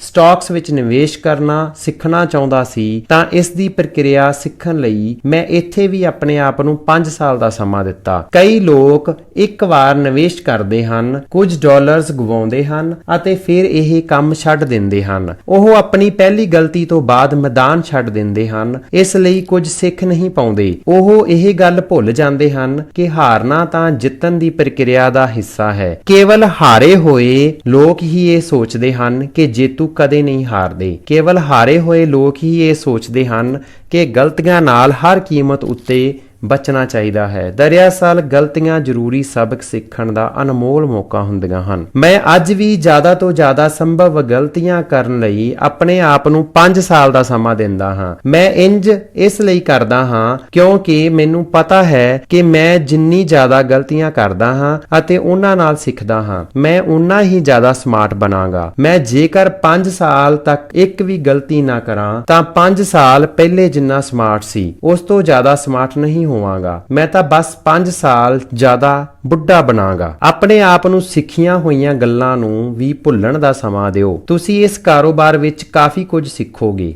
ਲੇਕਿਨ ਇਸ ਗੱਲ ਦੀ ਚੰਗੀ ਸੰਭਾਵਨਾ ਹੈ ਕਿ ਤੁਹਾਨੂੰ ਇਹ ਬਹੁਤ ਸਾਰੀਆਂ ਪੁਰਾਣੀਆਂ ਸਿੱਖੀਆਂ ਹੋਈਆਂ ਗੱਲਾਂ ਨੂੰ ਭੁਲਾਉਣ ਦੀ ਵੀ ਲੋੜ ਹੋਵੇਗੀ। ਬਹੁਤ ਸਾਰੇ ਲੋਕ E ਅਤੇ S ਕੁਆਡਰੈਂਟ ਵਿੱਚ ਤੰਬੂ ਗੱਡ ਲੈਂਦੇ ਹਨ। ਇਸ ਦਾ ਇੱਕ ਕਾਰਨ ਇਹ ਵੀ ਹੁੰਦਾ ਹੈ ਕਿ ਉਹ ਉੱਥੇ ਆਰਾਮ ਮਹਿਸੂਸ ਕਰਨ ਲੱਗਦੇ ਹਨ। ਇੰਜ ਨਹੀਂ ਹੈ ਕਿ ਕੁਆਡਰੈਂਟਸ ਅਸਲ ਵਿੱਚ ਜ਼ਿਆਦਾ ਆਰਾਮਦਾਈ ਹੁੰਦੇ ਹਨ। ਦੇਖੋ, ਤੁਹਾਡੇ ਉੱਤੇ ਟੈਕਸ ਦਾ ਬਹੁਤ ਜ਼ਿਆਦਾ ਭਾਰ ਲੱਦਿਆ ਜਾਂਦਾ ਹੈ। ਤੁਹਾਡਾ ਸਮਾਂ ਕਦੇ ਤੁਹਾਡਾ ਨਹੀਂ ਹੁੰਦਾ। ਤੁਹਾਨੂੰ ਅਕਸਰ ਇਨ੍ਹਾਂ ਲੋਕਾਂ ਨਾਲ ਕੰਮ ਕਰਨ ਲਈ ਮਜਬੂਰ ਕੀਤਾ ਜਾਂਦਾ ਹੈ ਜਿਨ੍ਹਾਂ ਨੂੰ ਤੁਸੀਂ ਬਰਦਾਸ਼ਤ ਨਹੀਂ ਕਰ ਸਕਦੇ। ਬੜੇ ਮਾਇਨਿਆਂ ਵਿੱਚ ਇਹ ਕੁਆਡਰੈਂਟਸ ਕਦੇ ਆਰਾਮਦਾਈ ਨਹੀਂ ਹੁੰਦੇ, ਲੇਕਿਨ ਲੋਕਾਂ ਨੂੰ ਇਸ ਦੀ ਆਦਤ ਪੈ ਜਾਂਦੀ ਹੈ ਕਿਉਂਕਿ ਉਹਨਾਂ ਨੇ ਇਹ ਸਿੱਖਣ ਵਿੱਚ ਸਾਲਾਂ ਦਾ ਸਮਾਂ ਲਾਇਆ ਹੈ ਕਿ ਉੱਥੇ ਕਿਵੇਂ ਰਿਹਾ ਜਾਵੇ ਅਤੇ ਉਹ ਇਸ ਤੋਂ ਜ਼ਿਆਦਾ ਕੁਝ ਨਹੀਂ ਜਾਣਦੇ। ਲੇਕਿਨ ਨੈਟਵਰਕ ਮਾਰਕੀਟਿੰਗ ਦੀ ਦੁਨੀਆ ਵਿੱਚ ਪੈਰ ਰੱਖਦੇ ਹੀ ਇਹ ਸਾਰਾ ਕੁਝ ਬਦਲ ਜਾਂਦਾ ਹੈ। ਰਵਾਇਤੀ ਰੁਜ਼ਗਾਰ ਜਾਂ ਸਵੈ ਰੁਜ਼ਗਾਰ ਵਿੱਚ ਬਤੀਤ ਕੀਤੇ ਸਮੇਂ ਨਾਲ ਨੌਕਰੀ ਦਾ ਜਿਹੜਾ ਅਨੁਭਵ ਮਿਲਦਾ ਹੈ ਉਹ ਅਕਸਰ ਨੈਟਵਰਕ ਮਾਰਕੀਟਿੰਗ ਵਿੱਚ ਉਪਯੋਗੀ ਸਾਬਤ ਨਹੀਂ ਹੁੰਦਾ। ਕੰਮ ਦੇ ਨਿਸ਼ਚਿਤ ਘੰਟੇ, ਕੰਮ ਦੇ ਸਮੇਂ ਤੇ ਆਧਾਰਿਤ ਨਿਸ਼ਚਿਤ ਤਨਖਾਹ ਜਾਂ ਮਜ਼ਦੂਰੀ, ਬੌਸ ਅਤੇ ਪ੍ਰਬੰਧਨ ਦੀ ਲੜੀ ਦਾ ਤੰਤਰ, ਬਹੁਤ ਵਿਸਤ੍ਰਿਤ ਕਾਰਜ ਵਿਵਰਣ, ਸਪਸ਼ਟ ਤੌਰ ਤੇ ਪਰਿਭਾਸ਼ਿਤ ਗਾਹਕ, ਸਪਸ਼ਟਤਾ ਨਾਲ ਪਰਿਭਾਸ਼ਿਤ ਇਲਾਕਾ ਅਤੇ ਭੌਤਿਕ ਪਲਾਂਟਸ। ਰਵਾਇਤੀ ਕੰਮ ਕਰਨ ਦੀ ਥਾਂ ਦੇ ਇੰਨੇ ਸਾਰੇ ਝਮੇਲੇ ਇਸ ਕਾਰੋਬਾਰ ਵਿੱਚ ਹੁੰਦੇ ਹੀ ਨਹੀਂ ਹਨ। ਜਿਵੇਂ ਮੈਂ ਪਹਿਲਾਂ ਹੀ ਕਹਿ ਚੁੱਕਿਆ ਹਾਂ, ਜੇਕਰ ਤੁਸੀਂ ਰਵਾਇਤੀ ਸੇਲਜ਼ ਵਿੱਚ ਕੰਮ ਕਰ ਚੁੱਕੇ ਹੋ ਤਾਂ ਤੁਹਾਨੂੰ ਦਰਅਸਲ ਇਸ ਯੋਗਤਾ ਨੂੰ ਭੁੱਲਣਾ ਹੋਵੇਗਾ ਕਿਉਂਕਿ ਨੈਟਵਰਕ ਮਾਰਕੀਟਿੰਗ ਵਿੱਚ ਸਿਰਫ ਇਹੀ ਮਹੱਤਵਪੂਰਨ ਨਹੀਂ ਹੁੰਦਾ ਤੁਸੀਂ ਕੀ ਕਰ ਸਕਦੇ ਹੋ। ਮਹੱਤਵਪੂਰਨ ਤਾਂ ਇਹ ਹੁੰਦਾ ਹੈ ਕਿ ਤੁਸੀਂ ਕੀ ਕਰ ਸਕਦੇ ਹੋ ਅਤੇ ਕਿੰਨਾ ਦੋਹਰਾ ਕਰ ਸਕਦੇ ਹੋ। ਜੇਕਰ ਤੁਹਾਨੂੰ ਕਰਮਚਾਰੀਆਂ ਦਾ ਪ੍ਰਬੰਧਨ ਕਰਨ ਦਾ ਅਨੁਭਵ ਹੈ ਅਤੇ ਉਸ ਨੂੰ ਭੁੱਲਣ ਦੀ ਲੋੜ ਹੋਵੇਗੀ ਕਿਉਂਕਿ ਨੈਟਵਰਕ ਮਾਰਕੀਟਿੰਗ ਵਿੱਚ ਤੁਸੀਂ ਕਿਸੇ ਨੂੰ ਨੌਕਰੀ ਤੇ ਨਹੀਂ ਰੱਖਦੇ ਹੋ ਜਾਂ ਨੌਕਰੀ ਤੋਂ ਨਹੀਂ ਕੱਢਦੇ ਜਾਂ ਲੋਕਾਂ ਨੂੰ ਇਹ ਨਹੀਂ ਕਹਿੰਦੇ ਕਿ ਉਹਨਾਂ ਨੂੰ ਕੀ ਕਰਨਾ ਹੈ। ਇਹ ਬਿਲਕੁਲ ਨਵਾਂ ਖੇਤਰ ਹੈ। ਇਹ 21ਵੀਂ ਸਦੀ ਦਾ ਕਾਰੋਬਾਰ ਹੈ। ਇਸ ਵਿੱਚ ਉੱਤਮ ਬਣਨ ਲਈ ਤੁਹਾਨੂੰ ਕੁਝ ਪੁਰਾਣੀਆਂ ਆਦਤਾਂ ਨੂੰ ਪਿੱਛੇ ਛੱਡਣ ਦੀ ਲੋੜ ਹੋਵੇਗੀ। ਸਿੱਖਣ ਦੇ ਨਾਲ-ਨਾਲ ਭੁੱਲਣ ਲਈ ਵੀ ਸਮਾਂ ਦਿਓ। ਕੁਝ ਲੋਕਾਂ ਲਈ ਕੁਆਡਰੈਂਟ ਦਾ ਖੱਬੇ ਹਿੱਸੇ ਤੋਂ ਸੱਜੇ ਹਿੱਸੇ ਵਿੱਚ ਪੁੱਜਣ ਦਾ ਸਭ ਤੋਂ ਮੁਸ਼ਕਲ ਪਹਿਲੂ E ਜਾਂ S ਕੁਆਡਰੈਂਟ ਦੇ ਨਜ਼ਰੀਏ ਨੂੰ ਭੁੱਲਣਾ ਹੁੰਦਾ ਹੈ। ਜਦੋਂ ਤੁਸੀਂ ਪਹਿਲਾਂ ਤੋਂ ਸਿੱਖੀਆਂ ਹੋਈਆਂ ਗੱਲਾਂ ਭੁੱਲਣ ਲੱਗੋਗੇ ਤਾਂ ਪਰਿਵਰਤਨ ਜ਼ਿਆਦਾ ਤੇਜ਼ੀ ਅਤੇ ਸੌਖੇ ਢੰਗ ਨਾਲ ਹੋ ਜਾਵੇਗਾ। ਇਹ ਸਾਰਾ ਕੁਝ ਅਮਲ ਉੱਤੇ ਨਿਰਭਰ ਕਰਦਾ ਹੈ। ਤੁਸੀਂ ਭਾਵੇਂ ਜਿੰਨੀਆਂ ਵੀ ਯੋਜਨਾਵਾਂ ਬਣਾ ਲਓ, ਤੁਸੀਂ ਭਾਵੇਂ ਜਿੰਨਾ ਅਧਿਐਨ ਕਰ ਲਓ ਅਤੇ ਭਾਵੇਂ ਜਿੰਨਾ ਸਿੱਖ ਲਓ, ਲੇਕਿਨ ਨੈਟਵਰਕ ਮਾਰਕੀਟਿੰਗ ਵਿੱਚ ਜਿੱਤ ਦਾ ਸਿਹਰਾ ਉਹਨਾਂ ਲੋਕਾਂ ਦੇ ਸਿਰ ਉੱਤੇ ਹੀ ਬਣਦਾ ਹੈ ਜਿਹੜੇ ਕਰਮ ਕਰਦੇ ਹਨ ਅੱਜ ਵੀ, ਕੱਲ ਵੀ ਅਤੇ ਹਰ ਦਿਨ। 21ਵੀਂ ਸਦੀ ਦਾ ਕਾਰੋਬਾਰ, ਰੌਬਰਟ ਟੀ ਕਿਓਸਾਕੀ, ਭਾਗ 3, ਅਧਿਆਇ 20। ਜੀਵਨ ਜਿਉਣਾ। ਕਿਹੜੀਆਂ ਚੀਜ਼ਾਂ ਤੁਹਾਨੂੰ ਅਮੀਰ ਬਣਾਉਂਦੀਆਂ ਹਨ? ਜ਼ਿਆਦਾਤਰ ਲੋਕ ਜਵਾਬ ਦੇਣਗੇ, ਜ਼ਾਹਰ ਹੈ ਪੈਸਾ। ਉਹਨਾਂ ਦੀ ਗੱਲ ਸਰਾਸਰ ਗਲਤ ਹੈ। ਸਿਰਫ ਪੈਸਾ ਹੋਣ ਨਾਲ ਤੁਸੀਂ ਅਮੀਰ ਨਹੀਂ ਬਣ ਜਾਂਦੇ ਕਿਉਂਕਿ ਕਿਸੇ ਵੀ ਸਮੇਂ ਪੈਸਾ ਗਵਾਇਆ ਜਾ ਸਕਦਾ ਹੈ। ਰੀਅਲ ਅਸਟੇਟ ਦੇ ਮਾਲਕ ਬਣਨ ਤੋਂ ਵੀ ਤੁਸੀਂ ਸੱਚਮੁੱਚ ਅਮੀਰ ਨਹੀਂ ਬਣਦੇ ਕਿਉਂਕਿ ਰੀਅਲ ਅਸਟੇਟ ਦਾ ਮੁੱਲ ਕਦੇ ਵੀ ਘੱਟ ਹੋ ਸਕਦਾ ਹੈ। ਤਾਂ ਫਿਰ ਕਿਹੜੀ ਚੀਜ਼ ਤੁਹਾਨੂੰ ਅਮੀਰ ਬਣਾਉਂਦੀ ਹੈ? ਗਿਆਨ। ਮੇਰਾ ਸੁਨਹਿਰੀ ਸਬਕ। ਗੱਭਰੂ ਅਵਸਥਾ ਵੇਲੇ ਹੀ ਮੈਂ ਰੀਅਲ ਅਸਟੇਟ ਵਿੱਚ ਨਿਵੇਸ਼ ਕਰਨਾ ਸ਼ੁਰੂ ਕਰ ਦਿੱਤਾ, ਲੇਕਿਨ ਉਸ ਤੋਂ ਪਹਿਲਾਂ ਮੈਂ ਸੋਨੇ ਵਿੱਚ ਨਿਵੇਸ਼ ਕੀਤਾ ਸੀ। ਮੈਂ ਆਪਣੇ ਆਪ ਨੂੰ ਤਰਕ ਦੇ ਕੇ ਸੰਤੁਸ਼ਟ ਕਰਨ ਦੀ ਕੋਸ਼ਿਸ਼ ਕੀਤੀ। ਸੋਨਾ ਹੀ ਇਕਲੌਤਾ ਅਸਲੀ ਧਨ ਹੈ। ਮੈਂ ਗਲਤ ਕਿਵੇਂ ਹੋ ਸਕਦਾ ਹਾਂ? ਮੈਂ 1972 ਵਿੱਚ ਸੋਨੇ ਦੇ ਸਿੱਕੇ ਖਰੀਦਣ ਲੱਗਾ। ਤਦੋਂ ਸੋਨੇ ਦਾ ਭਾਵ $85 ਪ੍ਰਤੀ ਔਂਸ ਸੀ ਅਤੇ ਉਸ ਵੇਲੇ ਮੈਂ 25 ਸਾਲ ਦਾ ਸੀ। ਜਦੋਂ ਮੈਂ 32 ਸਾਲ ਦਾ ਹੋਇਆ, ਸੋਨਾ 800 ਪ੍ਰਤੀ ਔਂਸ ਦੇ ਨੇੜੇ ਪੁੱਜ ਗਿਆ ਅਤੇ ਮੇਰਾ ਪੈਸਾ ਤਕਰੀਬਨ 10 ਗੁਣਾ ਹੋ ਗਿਆ। Hot dog. ਲੋਕ ਪਗਲਾ ਰਹੇ ਸਨ ਅਤੇ ਲਾਲਚ ਸਾਵਧਾਨੀ ਉੱਤੇ ਹਾਵੀ ਹੋ ਗਿਆ। ਅਫਵਾਹਾਂ ਉੱਡਣ ਲੱਗੀਆਂ ਕਿ ਸੋਨਾ $2500 ਪ੍ਰਤੀ ਔਂਸ ਤੱਕ ਪੁੱਜਣ ਵਾਲਾ ਹੈ। ਲਾਲਚੀ ਨਿਵੇਸ਼ਕ ਬੇਤਹਾਸ਼ਾ ਸੋਨਾ ਖਰੀਦਣ ਲੱਗੇ। ਉਹ ਲੋਕ ਵੀ ਜਿਨ੍ਹਾਂ ਨੇ ਪਹਿਲਾਂ ਕਦੇ ਸੋਨਾ ਨਹੀਂ ਸੀ ਖਰੀਦਿਆ। ਮੈਂ ਆਪਣੇ ਸੋਨੇ ਦੇ ਸਿੱਕੇ ਭਾਰੀ ਮੁਨਾਫੇ ਤੇ ਵੇਚ ਸਕਦਾ ਸੀ, ਲੇਕਿਨ ਮੈਂ ਉਹਨਾਂ ਨੂੰ ਸੀਨੇ ਨਾਲ ਲਾ ਕੇ ਰੱਖਿਆ। ਮੈਂ ਆਸ ਕਰ ਰਿਹਾ ਸੀ ਕਿ ਭਾਅ ਹੋਰ ਵਧਣਗੇ। ਤਕਰੀਬਨ 1 ਸਾਲ ਬਾਅਦ ਜਦ ਸੋਨਾ ਦੁਬਾਰਾ $500 ਪ੍ਰਤੀ ਔਂਸ ਤੱਕ ਹੇਠਾਂ ਆ ਗਿਆ, ਤਦ ਮੈਂ ਆਪਣਾ ਅਖੀਰਲਾ ਸਿੱਕਾ ਵੀ ਵੇਚ ਦਿੱਤਾ। ਮੈਂ 1996 ਤੱਕ ਸੋਨੇ ਦੇ ਭਾਅ ਨੂੰ ਹੇਠਾਂ ਡਿੱਗਦਾ ਦੇਖਿਆ। ਜਦੋਂ ਇਹ $275 ਤੱਕ ਪੁੱਜਣ ਤੋਂ ਬਾਅਦ ਦੁਬਾਰਾ ਉੱਤੇ ਚੱਲਣ ਲੱਗਾ, ਮੈਂ ਇਸ ਸੌਦੇ ਵਿੱਚ ਜ਼ਿਆਦਾ ਪੈਸੇ ਨਹੀਂ ਬਣਾ ਪਾਇਆ। ਲੇਕਿਨ ਸੋਨੇ ਦੇ ਇਸ ਨਿਵੇਸ਼ ਨਾਲ ਮੈਂ ਪੈਸੇ ਬਾਰੇ ਬਾਰੇ ਇੱਕ ਅਨਮੋਲ ਸਬਕ ਸਿੱਖਿਆ। ਇੱਕ ਵਾਰ ਜਦੋਂ ਮੈਂ ਦੇਖ ਲਿਆ ਕਿ ਅਸਲ ਪੈਸੇ ਵਿੱਚ ਨਿਵੇਸ਼ ਕਰਨ ਦੇ ਬਾਵਜੂਦ ਵੀ ਪੈਸਾ ਗਵਾ ਸਕਦਾ ਹਾਂ, ਤਾਂ ਮੈਨੂੰ ਅਹਿਸਾਸ ਹੋਇਆ ਕਿ ਸਥੂਲ ਸੰਪत्ति ਕੀਮਤੀ ਨਹੀਂ ਹੁੰਦੀ। ਦਰਅਸਲ ਉਸ ਸੰਪत्ति ਤੋਂ ਸੰਬੰਧਿਤ ਜਾਣਕਾਰੀ ਦੀ ਬਦੌਲਤ ਹੀ ਵਿਅਕਤੀ ਅਮੀਰ ਜਾਂ ਗਰੀਬ ਬਣਦਾ ਹੈ। ਰੀਅਲ ਅਸਟੇਟ, ਸੋਨਾ, ਸਟਾਕਸ, ਕਰੜੀ ਮਿਹਨਤ ਜਾਂ ਪੈਸਾ ਤੁਹਾਨੂੰ ਅਮੀਰ ਨਹੀਂ ਬਣਾਉਂਦਾ ਹੈ। ਇਸ ਦੀ ਬਜਾਏ ਰੀਅਲ ਅਸਟੇਟ, ਸੋਨੇ, ਸਟਾਕਸ, ਕਰੜੀ ਮਿਹਨਤ ਅਤੇ ਧਨ ਸੰਬੰਧੀ ਗਿਆਨ ਤੁਹਾਨੂੰ ਅਮੀਰ ਬਣਾਉਂਦਾ ਹੈ। ਅੰਤਮ ਵਿਸ਼ਲੇਸ਼ਣ ਵਿੱਚ ਤੁਹਾਡੀ ਵਿੱਤੀ ਬੁੱਧੀਮਤਾ ਤੁਹਾਨੂੰ ਅਮੀਰ ਬਣਾਉਂਦੀ ਹੈ। ਵਿੱਤੀ ਬੁੱਧੀ ਦਾ ਸਿੱਖਿਅਕ ਬੁੱਧੀ ਨਾਲ ਬਹੁਤ ਘੱਟ ਲੈਣਾ ਦੇਣਾ ਹੈ ਜਾਂ ਬਿਲਕੁਲ ਵੀ ਨਹੀਂ ਹੈ। ਹੋ ਸਕਦਾ ਹੈ ਕਿ ਸਿੱਖਿਅਕ ਬੁੱਧੀ ਦੇ ਸੰਦਰਭ ਵਿੱਚ ਤੁਸੀਂ ਜੀਨੀਅਸ ਹੋਵੋ, ਲੇਕਿਨ ਵਿੱਤੀ ਬੁੱਧੀ ਦੇ ਮਾਮਲੇ ਵਿੱਚ ਬਿਲਕੁਲ ਹੀ ਮੰਦ ਬੁੱਧੀ। ਜਾਣੋ ਕਿ ਜ਼ਿਆਦਾ ਧਨ ਕਿਵੇਂ ਬਣਾਇਆ ਜਾਵੇ। ਤੁਸੀਂ ਜ਼ਿਆਦਾ ਪੈਸੇ ਬਣਾਉਂਦੇ ਹੋ, ਤੁਹਾਡੀ ਵਿੱਤੀ ਬੁੱਧੀ ਉਨੀ ਹੀ ਜ਼ਿਆਦਾ ਹੁੰਦੀ ਹੈ। ਜਿਹੜਾ ਵਿਅਕਤੀ ਇੱਕ ਸਾਲ ਵਿੱਚ 10 ਲੱਖ ਡਾਲਰ ਕਮਾਉਂਦਾ ਹੈ, ਉਸ ਦਾ ਵਿੱਤੀ IQ ਉਸ ਵਿਅਕਤੀ ਨਾਲੋਂ ਜ਼ਿਆਦਾ ਹੁੰਦਾ ਹੈ ਜਿਹੜਾ ਇੱਕ ਸਾਲ ਵਿੱਚ ਸਿਰਫ 30,000 ਡਾਲਰ ਕਮਾਉਂਦਾ ਹੈ। ਜਾਣੋ ਕਿ ਆਪਣੇ ਪੈਸਿਆਂ ਦੀ ਰੱਖਿਆ ਕਿਵੇਂ ਕੀਤੀ ਜਾਵੇ। ਦੁਨੀਆ ਤੁਹਾਡਾ ਪੈਸਾ ਖੋਹਣ ਦੀ ਫਿਰਾਕ ਵਿੱਚ ਹੈ ਅਤੇ ਇਹ ਕੇਵਲ ਬਰਨੀ ਮੈਡਾਫ ਵਰਗੇ ਲੋਕਾਂ ਤੱਕ ਹੀ ਸੀਮਿਤ ਨਹੀਂ ਹੈ। ਤੁਹਾਡੇ ਪੈਸੇ ਉੱਤੇ ਸਾਰਿਆਂ ਤੋਂ ਵੱਧ ਨਜ਼ਰਾਂ ਸਰਕਾਰ ਦੀਆਂ ਲੱਗੀਆਂ ਰਹਿੰਦੀਆਂ ਹਨ, ਜਿਹੜੀਆਂ ਤੁਹਾਡਾ ਪੈਸਾ ਕਾਨੂੰਨੀ ਤੌਰ ਤੇ ਲੈਂਦੀਆਂ ਹਨ। ਦੋ ਲੋਕਾਂ ਨੂੰ ਲਓ ਜਿਹੜੇ ਹਰ ਸਾਲ $1 ਮਿਲੀਅਨ ਬਣਾਉਂਦੇ ਹਨ। ਜੇਕਰ ਉਹਨਾਂ ਵਿੱਚੋਂ ਇੱਕ 20% ਦੇ ਦਰ ਨਾਲ ਟੈਕਸ ਦਿੰਦਾ ਹੈ, ਜਦੋਂ ਕਿ ਦੂਜਾ 35% ਦੀ ਦਰ ਨਾਲ, ਤਾਂ ਪਹਿਲਾ ਵਿਅਕਤੀ ਦਾ ਵਿੱਤੀ IQ ਜ਼ਿਆਦਾ ਉੱਚਾ ਹੈ। ਜਾਣੋ ਕਿ ਆਪਣੇ ਪੈਸਿਆਂ ਦਾ ਬਜਟ ਕਿਵੇਂ ਬਣਾਇਆ ਜਾਵੇ। ਕਈ ਲੋਕ ਜਿੰਨਾ ਪੈਸਾ ਕਮਾਉਂਦੇ ਹਨ, ਉਸ ਵਿੱਚ ਜ਼ਿਆਦਾਤਰ ਆਪਣੇ ਕੋਲ ਰੱਖਣ ਵਿੱਚ ਇਸ ਲਈ ਅਸਫਲ ਰਹਿੰਦੇ ਹਨ ਕਿਉਂਕਿ ਉਹ ਅਮੀਰ ਵਿਅਕਤੀ ਦੀ ਬਜਾਏ ਗਰੀਬ ਵਿਅਕਤੀ ਵਾਂਗ ਬਜਟ ਬਣਾਉਂਦੇ ਹਨ। ਪੈਸੇ ਦਾ ਬਜਟ ਬਣਾਉਣ ਵਿੱਚ ਵੀ ਵਿੱਤੀ ਬੁੱਧੀ ਦੀ ਲੋੜ ਹੁੰਦੀ ਹੈ। ਦੋ ਲੋਕਾਂ ਨੂੰ ਹੀ ਲਓ। ਪਹਿਲਾ ਵਿਅਕਤੀ ਹਰ ਸਾਲ $1,20,000 ਕਮਾਉਂਦਾ ਹੈ ਅਤੇ ਦੂਜਾ ਹਰ ਸਾਲ ਕੇਵਲ $60,000 ਹੀ। ਕਿਸ ਵਿੱਚ ਜ਼ਿਆਦਾ ਵਿੱਤੀ ਬੁੱਧੀ ਹੈ? ਪਹਿਲੇ ਵਿਅਕਤੀ ਵਿੱਚ। ਇੰਨੀ ਛੇਤੀ ਨਿਰਣਾ ਨਾ ਲਓ। ਆਓ ਮੰਨ ਲੈਂਦੇ ਹਾਂ ਕਿ ਪਹਿਲਾ ਵਿਅਕਤੀ ਹਰ ਸਾਲ $1,20,000 ਖਰਚ ਵੀ ਕਰ ਦਿੰਦਾ ਹੈ, ਜਿਸ ਨਾਲ ਸਾਲ ਦੇ ਅੰਤ ਵਿੱਚ ਉਹ ਠਨ ਗੋਪਾਲ ਬਣ ਜਾਂਦਾ ਹੈ। ਲੇਕਿਨ ਦੂਜਾ ਵਿਅਕਤੀ ਜਿਹੜਾ ਸਿਰਫ $60,000 ਕਮਾਉਂਦਾ ਹੈ, ਸਾਵਧਾਨੀ ਨਾਲ ਬਜਟ ਬਣਾਉਂਦਾ ਹੈ ਅਤੇ ਸਿਰਫ $50,000 ਵਿੱਚ ਚੰਗੀ ਤਰ੍ਹਾਂ ਗੁਜ਼ਾਰਾ ਕਰਦਾ ਹੈ। ਬਾਕੀ ਬਚੇ ਹੋਏ $10,000 ਦਾ ਨਿਵੇਸ਼ ਕਰ ਲੈਂਦਾ ਹੈ। ਅੰਤ ਵਿੱਚ ਕਿਸ ਦੇ ਕੋਲ ਜ਼ਿਆਦਾ ਪੈਸਾ ਰਹਿੰਦਾ ਹੈ? ਜੇਕਰ ਤੁਹਾਡੇ ਵਿੱਚ ਧਨ ਪ੍ਰਬੰਧਨ ਦੀ ਯੋਗਤਾਵਾਂ ਕਮਜ਼ੋਰ ਹਨ, ਤਾਂ ਸੰਸਾਰ ਦਾ ਸਾਰਾ ਪੈਸਾ ਵੀ ਤੁਹਾਨੂੰ ਬਚਾ ਨਹੀਂ ਸਕਦਾ। ਜੇਕਰ ਤੁਸੀਂ ਸਿਆਣਪ ਨਾਲ ਆਪਣੇ ਧਨ ਦਾ ਬਜਟ ਬਣਾਉਂਦੇ ਹੋ ਅਤੇ B ਅਤੇ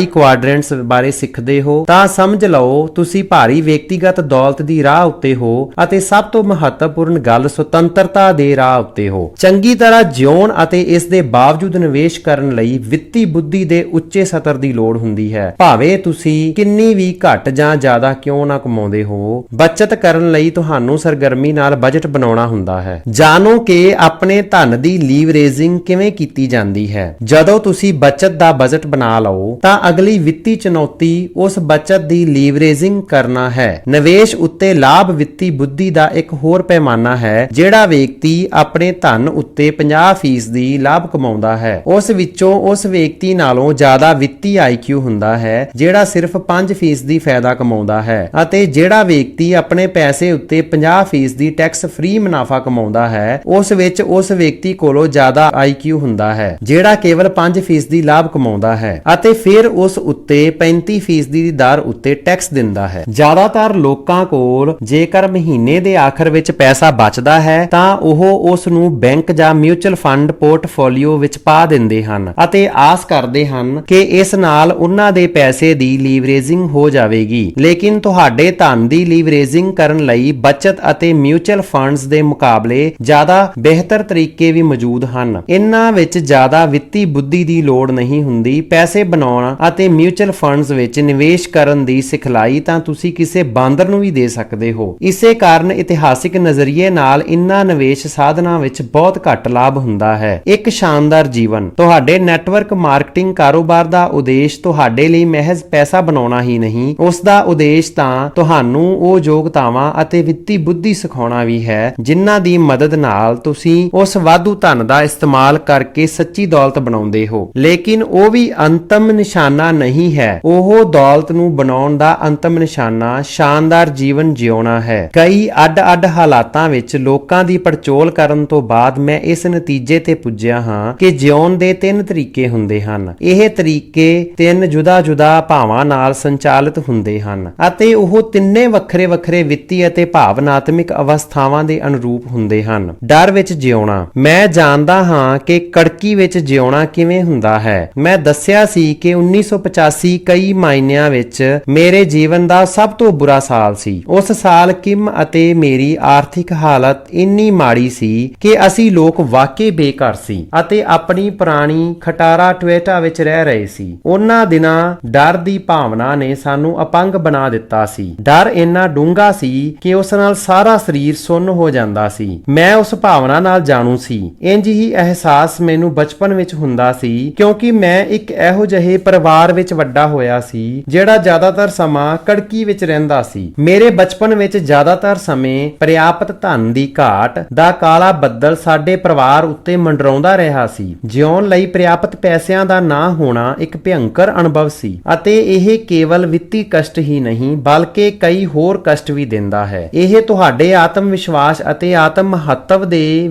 ਅਹਿਸਾਸ ਨੂੰ ਕਮਜ਼ੋਰ ਕਰ ਸਕਦਾ ਹੈ ਅਤੇ ਤੁਹਾਡੇ ਜੀਵਨ ਦੇ ਹਰ ਪਹਿਲੂ ਨੂੰ ਨੁਕਸਾਨ ਪਹੁੰਚਾ ਸਕਦਾ ਹੈ। ਕ੍ਰੋਧ ਅਤੇ ਨਿਰਾਸ਼ਾ ਵਿੱਚ ਜਿਉਣਾ। ਜਿਉਣ ਦਾ ਦੂਜਾ ਤਰੀਕਾ ਕ੍ਰੋਧ ਜਾਂ ਨਿਰਾਸ਼ਾ ਦੇ ਭਾਵ ਨਾਲ ਨੌਕਰੀ ਕਰਨਾ ਹੈ, ਵਿਸ਼ੇਸ਼ ਤੌਰ ਤੇ ਤਦੋਂ ਜਦੋਂ ਤੁਸੀਂ ਕੋਈ ਦੂਜੀ ਚੀਜ਼ ਕਰਨਾ ਚਾਹ ਰਹੇ ਹੋ। ਜਿਹੜਾ ਵਿਅਕਤੀ ਇਸ ਭਾਵਨਾ ਨਾਲ ਜਿਉਂਦਾ ਹੈ ਹੋ ਸਕਦਾ ਹੈ ਕਿ ਉਸ ਕੋਲੋਂ ਚੰਗੀ ਨੌਕਰੀ, ਉੱਚੀ ਤਨਖਾਹ ਹੋਵੇ। ਸਮੱਸਿਆ ਇਹ ਹੈ ਕਿ ਉਹ ਉਸ ਨੂੰ ਛੱਡ ਨਹੀਂ ਸਕਦਾ ਅਤੇ ਇੱਥੋਂ ਹੀ ਨਿਰਾਸ਼ਾ ਉਤਪੰਨ ਹੁੰਦੀ ਹੈ। ਉਹ ਜਾਣਦਾ ਹੈ ਕਿ ਜੇਕਰ ਉਸ ਨੇ ਨੌਕਰੀ ਛੱਡੀ ਤਾਂ ਉਸ ਦਾ ਸਾਰਾ ਸੰਸਾਰ ਢਹਿ ਢੇਰੀ ਹੋ ਜਾਵੇਗਾ। ਇੰਜ ਲੋਕ ਕਹਿ ਸਕਦੇ ਹਨ, ਮੈਂ ਨੌਕਰੀ ਛੱਡਣਾ ਗਵਾਰਾ ਨਹੀਂ ਕਰ ਸਕਦਾ। ਜੇਕਰ ਮੈਂ ਨੌਕਰੀ ਛੱਡੀ ਤਾਂ ਬੈਂਕ ਵਾਲੇ ਆ ਜਾਣਗੇ ਅਤੇ ਆ ਧਮਕਾਉਣਗੇ ਅਤੇ ਘਰ ਦਾ ਸਾਰਾ ਸਮਾਨ ਚੁੱਕ ਕੇ ਲੈ ਜਾਣਗੇ। ਇਹ ਲੋਕ ਅਕਸਰ ਕਹਿੰਦੇ ਹਨ, ਮੈਂ ਆਪਣੀ ਅਗਲੀ ਛੁੱਟੀਆਂ ਤੱਕ ਇੰਤਜ਼ਾਰ ਨਹੀਂ ਕਰ ਸਕਦਾ ਜਾਂ ਰਿਟਾਇਰਮੈਂਟ ਵਿੱਚ ਸਿਰਫ 10 ਸਾਲ ਬਚੇ ਹਨ। ਆਨੰਦ, ਸ਼ਾਂਤੀ ਅਤੇ ਸੰਤੁਸ਼ਟੀ ਨਾਲ ਜਿਉਣਾ। ਜਿਉਣ ਦਾ ਤੀਜਾ ਤਰੀਕਾ ਇਹ ਸ਼ਾਂਤਦਾਈ ਅਹਿਸਾਸ ਹੈ ਕਿ ਤੁਸੀਂ ਭਾਵੇਂ ਕੰਮ ਕਰੋ ਜਾਂ ਨਹੀਂ, ਪ੍ਰਿਆਪਤ ਪੈਸਾ ਆਉਂਦਾ ਰਹੇਗਾ। ਇਹੀ ਉਹ ਭਾਵਨਾ ਹੈ ਜਿਸ ਦੇ ਨਾਲ ਕਿਮ ਅਤੇ ਮੈਂ 1994 ਤੋਂ ਰਹਿ ਰਹੇ ਹਾਂ। ਜਦੋਂ ਅਸੀਂ ਆਪਣੇ ਕਾਰੋਬਾਰ ਵੇਚ ਕੇ ਰਿਟਾਇਰ ਹੋ ਗਏ ਸੀ ਤਦੋਂ ਕਿਮ ਦੀ ਉਮਰ 37 ਸਾਲ ਸੀ ਅਤੇ ਮੇਰੀ 47 ਸਾਲਾਂ ਬਾਅਦ ਅੱਜ ਵੀ ਅਸੀਂ ਕੰਮ ਕਰਦੇ ਹਾਂ। ਅਸਲ ਵਿੱਚ ਅਸੀਂ ਬੜੀ ਕਰੜੀ ਮਿਹਨਤ ਕਰਦੇ ਹਾਂ।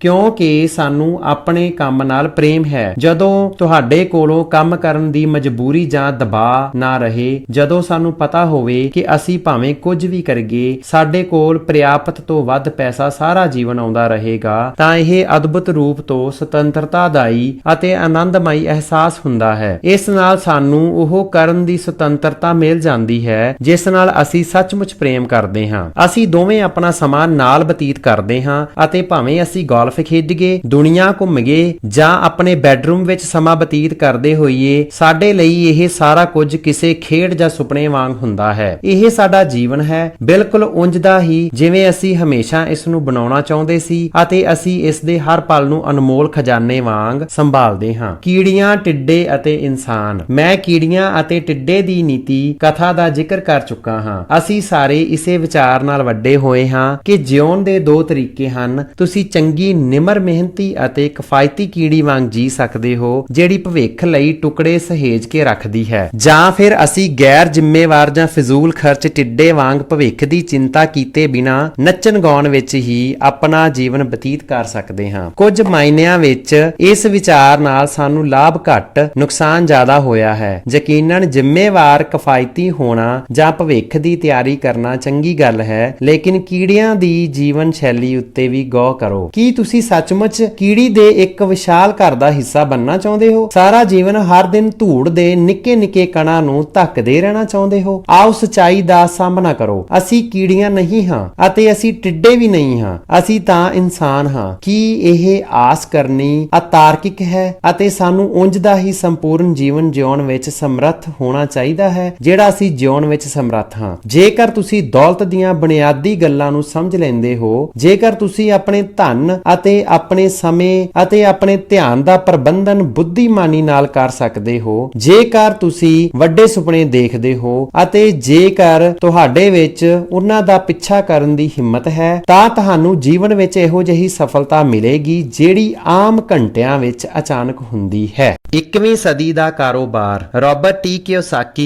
ਭਾਗ 3 ਅਧਿਆਇ 21 21ਵੀਂ ਸਦੀ ਦਾ ਕਾਰੋਬਾਰ। ਮੇਰੇ ਮਨ ਵਿੱਚ ਨੈਟਵਰਕ ਮਾਰਕੀਟਿੰਗ ਦੇ ਪ੍ਰਤੀ ਬਹੁਤ ਜ਼ਿਆਦਾ ਸਨਮਾਨ ਹੈ ਅਤੇ ਇਸ ਦਾ ਇੱਕ ਕਾਰਨ ਇਹ ਹੈ ਕਿ ਇਹ ਸਾਰਿਆਂ ਨੂੰ ਸੱਚਮੁੱਚ ਸਮਾਨ ਅਵਸਰ ਪ੍ਰਦਾਨ ਕਰਦਾ ਹੈ। ਨੈਟਵਰਕ ਮਾਰਕੀਟਿੰਗ ਦੀਆਂ ਸੰਭਾਵਨਾਵਾਂ ਬਹੁਤ ਵਿਆਪਕ ਹਨ। ਜਦੋਂ ਤੁਸੀਂ ਇਸ ਕਾਰ ਵਿਹਾਰ ਵਿੱਚ ਲੱਗੇ ਹੋਏ ਦੁਨੀਆ ਭਰ ਦੇ 6 ਕਰੋੜ ਤੋਂ ਜ਼ਿਆਦਾ ਲੋਕਾਂ ਨੂੰ ਗੌਰ ਨਾਲ ਦੇਖਦੇ ਹੋ ਤਾਂ ਇਸ ਵਿੱਚ ਤੁਹਾਨੂੰ ਹਰ ਰੰਗ ਤੇ ਨਸਲ, ਹਰ ਉਮਰ ਅਤੇ ਪਿਛੋਕੜ ਦੇ ਅਨੁਭਵ ਅਤੇ ਯੋਗਤਾ ਵਾਲੇ ਲੋਕ ਮਿਲਣਗੇ। ਇਸੇ ਕਾਰਨ ਤੋਂ ਇਹ ਭਵਿੱਖ ਦਾ ਕਾਰੋਬਾਰ ਵੀ ਬਣ ਜਾਂਦਾ ਹੈ। ਜਿਵੇਂ ਮੈਂ ਪਹਿਲਾਂ ਕਿਹਾ ਸੀ, 21ਵੀਂ ਸਦੀ ਵਿੱਚ ਸਾਨੂੰ ਪਹਿਲਾਂ ਤੋਂ ਕਿਤੇ ਜ਼ਿਆਦਾ ਅਹਿਸਾਸ ਹੋ ਰਿਹਾ ਹੈ ਕਿ ਦੌਲਤ ਸੀਮਤ ਨਹੀਂ ਹੈ। ਇਹ ਇਹੋ ਜਿਹਾ ਮਾਮਲਾ ਨਹੀਂ ਹੈ ਕਿ ਸਾਡੇ ਵਿੱਚੋਂ ਕੁਝ ਲੋਕ ਦੂਜਿਆਂ ਨੂੰ ਹੇਠਾਂ ਦੱਬ ਕੇ ਆਪ ਦੌਲਤਮੰਦ ਬਣ ਜਾਣ। ਸੱਚੀ ਦੌਲਤ ਦਾ ਭਵਿੱਖ ਇਸ ਤਰ੍ਹਾਂ ਨਾਲ ਕਾਰੋਬਾਰ ਕਰਨ ਵਿੱਚ ਅੰਤਰੀਵ ਹੈ ਜਿਸ ਨਾਲ ਮਨੁੱਖਤਾ ਦੇ ਵਿੱਤੀ ਕਲਿਆਣ ਵਿੱਚ ਵਾਧਾ ਹੋਵੇ। ਇਹ ਮੇਰੇ ਵਿਅਕਤੀਗਤ ਵਪਾਰਕ ਜੀਵਨ ਮੁੱਲ ਹਨ ਅਤੇ ਨੈਟਵਰਕ ਮਾਰਕੀਟਿੰਗ ਵਿੱਚ ਵੀ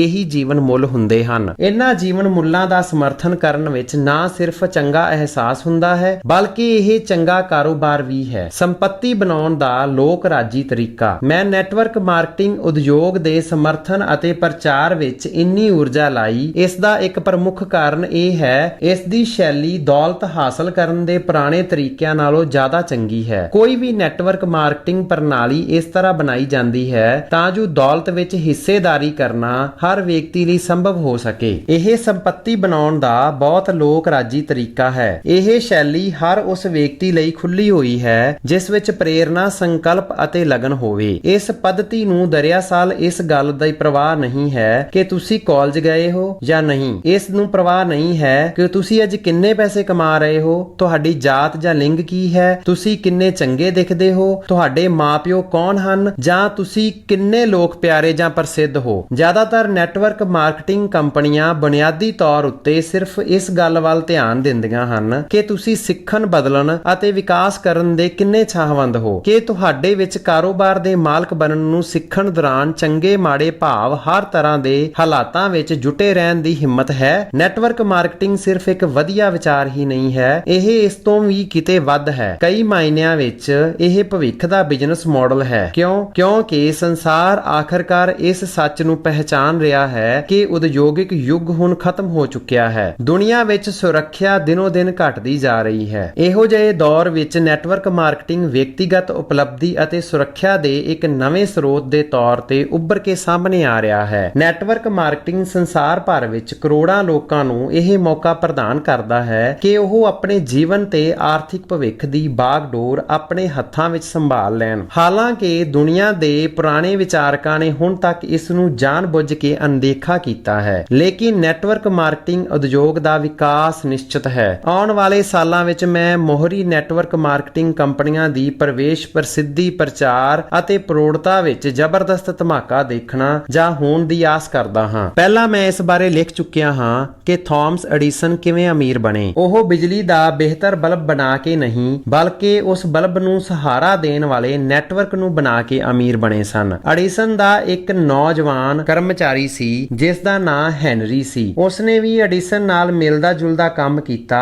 ਹਾਲਾਂਕਿ ਉਸ ਵਕਤ ਉਸ ਦਾ ਕੋਈ ਸੱਚਾ ਵਿਹਾਰਿਕ ਉਪਯੋਗ ਨਜ਼ਰ ਨਹੀਂ ਸੀ ਆ ਰਿਹਾ। ਜਿਵੇਂ ਐਡੀਸਨ ਨੇ ਬਿਜਲੀ ਦੇ ਬਲਬ ਦੀ ਖੋਜ ਨਹੀਂ ਸੀ ਕੀਤੀ, ਉਸੇ ਪ੍ਰਕਾਰ ਹੈਨਰੀ ਫੋਰਡ ਨੇ ਵੀ ਕਾਰਾਂ ਦੀ ਖੋਜ ਨਹੀਂ ਸੀ ਕੀਤੀ, ਲੇਕਿਨ ਉਹਨਾਂ ਨੇ ਇਹੋ ਜਿਹੀ ਕ੍ਰਾਂਤੀਕਾਰੀ ਚੀਜ਼ ਕੀਤੀ ਜਿਸ ਨਾਲ ਉਹ ਖੋਜ ਅਤੇ ਕਰੋੜਾਂ ਲੋਕਾਂ ਦੀ ਤਕਦੀਰ ਸਦਾ ਲਈ ਬਦਲ ਗਈ। 19ਵੀਂ ਸਦੀ ਦੇ ਅੰਤ ਤੱਕ ਕਾਰ ਅਮੀਰਾਂ ਦਾ ਖਿਡੌਣਾ ਮਾਤਰ ਸੀ। ਉਸ ਦੌਰ ਵਿੱਚ ਕਾਰਾਂ ਇੰਨੀਆਂ ਜ਼ਿਆਦਾ ਮਹਿੰਗੀਆਂ ਹੁੰਦੀਆਂ ਸੀ ਕਿ ਸਿਰਫ ਅਮੀਰ ਲੋਕ ਹੀ ਉਸ ਨੂੰ ਖਰੀਦ ਸਕਦੇ ਸਨ। ਫੋਰਡ ਦਾ ਕ੍ਰਾਂਤੀਕਾਰੀ ਵਿਚਾਰ ਇਹ ਸੀ ਕਿ ਕਾਰ ਨੂੰ ਹਰ ਇੱਕ ਲਈ ਮੁਮਕਿਨ ਕਰ ਦਿੱਤਾ ਜਾਏ। ਉਤਪਾਦਨ ਦੀ ਲਾਗਤ ਘੱਟ ਕਰਕੇ ਅਤੇ ਸਸਤੀਆਂ ਕਾਰਾਂ ਦੇ ਵਿਆਪਕ ਉਤਪਾਦਨ ਲਈ ਅਸੈਂਬਲੀ ਲਾਈਨ ਦੀ ਪ੍ਰਣਾਲੀ ਅਪਣਾ ਕੇ ਫੋਰਡ ਸੰਸਾਰ ਦੇ ਸਭ ਤੋਂ ਵੱਡੇ ਕਾਰ ਉਤਪਾਦਕ ਬਣ ਗਏ। ਉਹਨਾਂ ਨੇ ਨਾ ਕੇਵਲ ਸਸਤੀਆਂ ਕਾਰਾਂ ਬਣਾਈਆਂ ਬਲਕਿ ਉਦਯੋਗ ਵਿੱਚ ਸਭ ਤੋਂ ਉੱਚੀ ਮਜ਼ਦੂਰੀ ਵੀ ਦਿੱਤੀ ਅਤੇ ਲਾਭ ਵਿੱਚ ਹਿੱਸੇਦਾਰੀ ਦੀ ਯੋਜਨਾ ਵੀ ਲਾਗੂ ਕੀਤੀ। ਉਹਨਾਂ ਨੇ ਆਪਣੇ ਕਰਮਚਾਰੀਆਂ ਨੂੰ $30 ਮਿਲੀਅਨ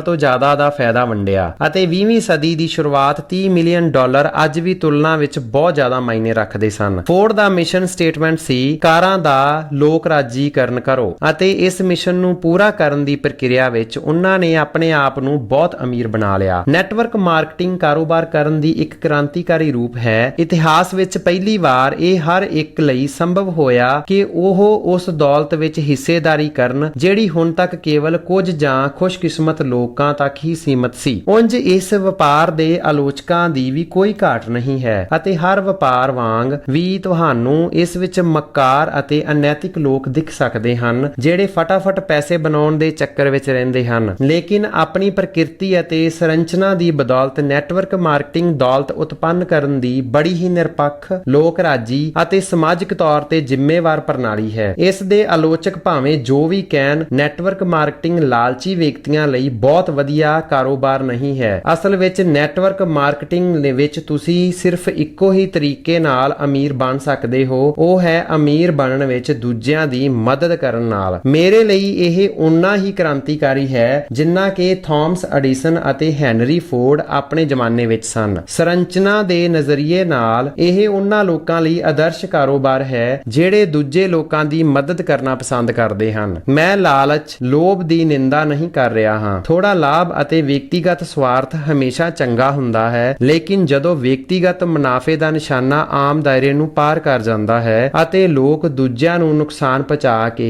ਸਾਰੀ ਮਲਾਈ ਆਪ ਖਾਣ ਦੀ ਕੋਸ਼ਿਸ਼ ਕਰਦੇ ਹਨ ਤਾਂ ਇਹ ਨਿੰਦਣਯੋਗ ਬਣ ਜਾਂਦਾ ਹੈ। ਮੈਨੂੰ ਯਕੀਨ ਹੈ ਕਿ ਜ਼ਿਆਦਾਤਰ ਲੋਕ ਦਿਲ ਤੋਂ ਉਦਾਰ ਹੁੰਦੇ ਹਨ ਅਤੇ ਸਾਨੂੰ ਸਭ ਤੋਂ ਜ਼ਿਆਦਾ ਸੰਤੋਖ ਅਤੇ ਸੰਤੁਸ਼ਟੀ ਆਪਣੇ ਉਹਨਾਂ ਕੰਮਾਂ ਨਾਲ ਮਿਲਦੀ ਹੈ ਜਿਸ ਕਾਰਨ ਦੂਜੇ ਲੋਕ ਉਤਾਂ ਨੂੰ ਉੱਠਦੇ ਹਨ, ਹੇਠਾਂ ਨਹੀਂ ਡਿੱਗਦੇ। ਨੈਟਵਰਕ ਮਾਰਕੀਟਿੰਗ ਸਾਡੀ ਉਸ ਉਦਾਰ ਪ੍ਰਵਿਰਤੀ ਨੂੰ ਸੰਤੁਸ਼ਟ ਕਰਦੀ ਹੈ। ਇਹ ਵਿਅਕਤੀਗਤ ਸਫਲਤਾ ਦੇ ਰਾਹ ਪ੍ਰਦਾਨ ਕਰਦੀ ਹੈ। ਇਹ ਮਹਾਨ ਦੌਲਤ ਬਣਾਉਣ ਅਤੇ ਆਰਥਿਕ ਸੁਤੰਤਰਤਾ ਪਾਉਣ ਦਾ ਰਾਹ ਦੱਸਦੀ ਹੈ ਅਤੇ ਇਸ ਦੀ ਪ੍ਰਕਿਰਿਆ ਸਫਲਤਾਪੂਰਵਕ ਤਦੋਂ ਤੱਕ ਕੰਮ ਕਰਦੀ ਹੈ ਜਦੋਂ ਤੱਕ ਆਪਣੇ ਸਾਥੀ ਇਨਸਾਨਾਂ ਦੀ ਮਦਦ ਕਰਨਾ ਚਾਹੁੰਦੇ ਹੋ। ਤੁਸੀਂ ਸਸਤੇ ਅਤੇ ਲੋਭੀ ਬਣ ਕੇ ਅਮੀਰ ਬਣ ਸਕਦੇ ਹੋ। ਤੁਸੀਂ ਸਮਰਿੱਧ ਅਤੇ ਉਦਾਰ ਹੋ ਕੇ ਵੀ ਅਮੀਰ ਬਣ ਸਕਦੇ ਹੋ। ਤੁਸੀਂ ਕਿਹੜਾ ਤਰੀਕਾ ਚੁਣਦੇ ਹੋ ਇਹ ਇਸ ਗੱਲ ਉੱਤੇ ਨਿਰਭਰ ਕਰਦਾ ਹੈ ਕਿ ਤੁਹਾਡੇ ਦਿਲ ਦੀ ਡੂੰਘਾਈ ਵਿੱਚ ਕਿਹੜੇ ਬੁਨਿਆਦੀ ਜੀਵਨ ਮੁੱਲ ਹਨ। ਸ਼ਾਂਤੀ ਲਈ ਆਰਥਿਕ ਬੁਨਿਆਦ। ਮੈਂ ਵੀਅਤਨਾਮ ਦੇ ਜੰਗਲਾਂ ਉੱਪਰ ਮਿਸ਼ਨ ਦੇ ਤਹਿਤ ਹੈਲੀਕਾਪਟਰ ਉਡਾਏ ਹਨ। ਮੈਂ ਆਪਣੇ ਵਿਅਕਤੀਗਤ ਅਨੁਭਵ ਨੂੰ ਜਾਣਦਾ ਹਾਂ ਕਿ ਜੰਗ ਕਿਵੇਂ ਹੁੰਦੀ ਹੈ। ਮੈਂ ਇਹ ਵੀ ਜਾਣਦਾ ਹਾਂ ਕਿ ਅਨਿਆਂ ਜੰਗ ਦੇ ਮੁੱਖ ਕਾਰਨਾਂ ਵਿੱਚੋਂ ਇੱਕ ਹੈ। ਜਦੋਂ ਤੱਕ ਅਮੀਰਾਂ ਅਤੇ ਗਰੀਬਾਂ ਵਿਚਕਾਰ ਖਾਈ ਚੌੜੀ ਹੁੰਦੀ ਰਹਿੰਦੀ ਹੈ ਤਦੋਂ ਤੱਕ ਸਥਾਈ ਸ਼ਾਂਤੀ ਕਾਇਮ ਰੱਖਣਾ ਮੁਸ਼ਕਲ ਰਹੇਗੀ। ਅਸੀਂ ਸ਼ਾਂਤੀ ਲਈ ਰੈਲੀ ਕੱਢ ਸਕਦੇ ਹਾਂ, ਸ਼ਾਂਤੀ ਦੇ ਸਮਰਥਨ ਵਿੱਚ ਭਾਸ਼ਣ ਦੇ ਸਕਦੇ ਹਾਂ, ਸ਼ਾਂਤੀ ਦੇ ਅਧਿਐਨ ਲਈ ਕਮੇਟੀਆਂ ਗਠਿਤ ਕਰ ਸਕਦੇ ਹਾਂ ਅਤੇ ਸ਼ਾਂਤੀ ਦਾ ਪ੍ਰਚਾਰ ਪ੍ਰਸਾਰ ਕਰ ਸਕਦੇ ਹਾਂ। ਲੇਕਿਨ ਅਸੀਂ ਜਿਸ ਸ਼ਾਂਤੀ ਦੀ ਗੱਲ ਕਰਦੇ ਹਾਂ ਉਹਨਾਂ ਨੂੰ ਉਤਪੰਨ ਕਰਨਾ ਤਦੋਂ ਤੱਕ ਅਸੰਭਵ ਹੋਵੇਗਾ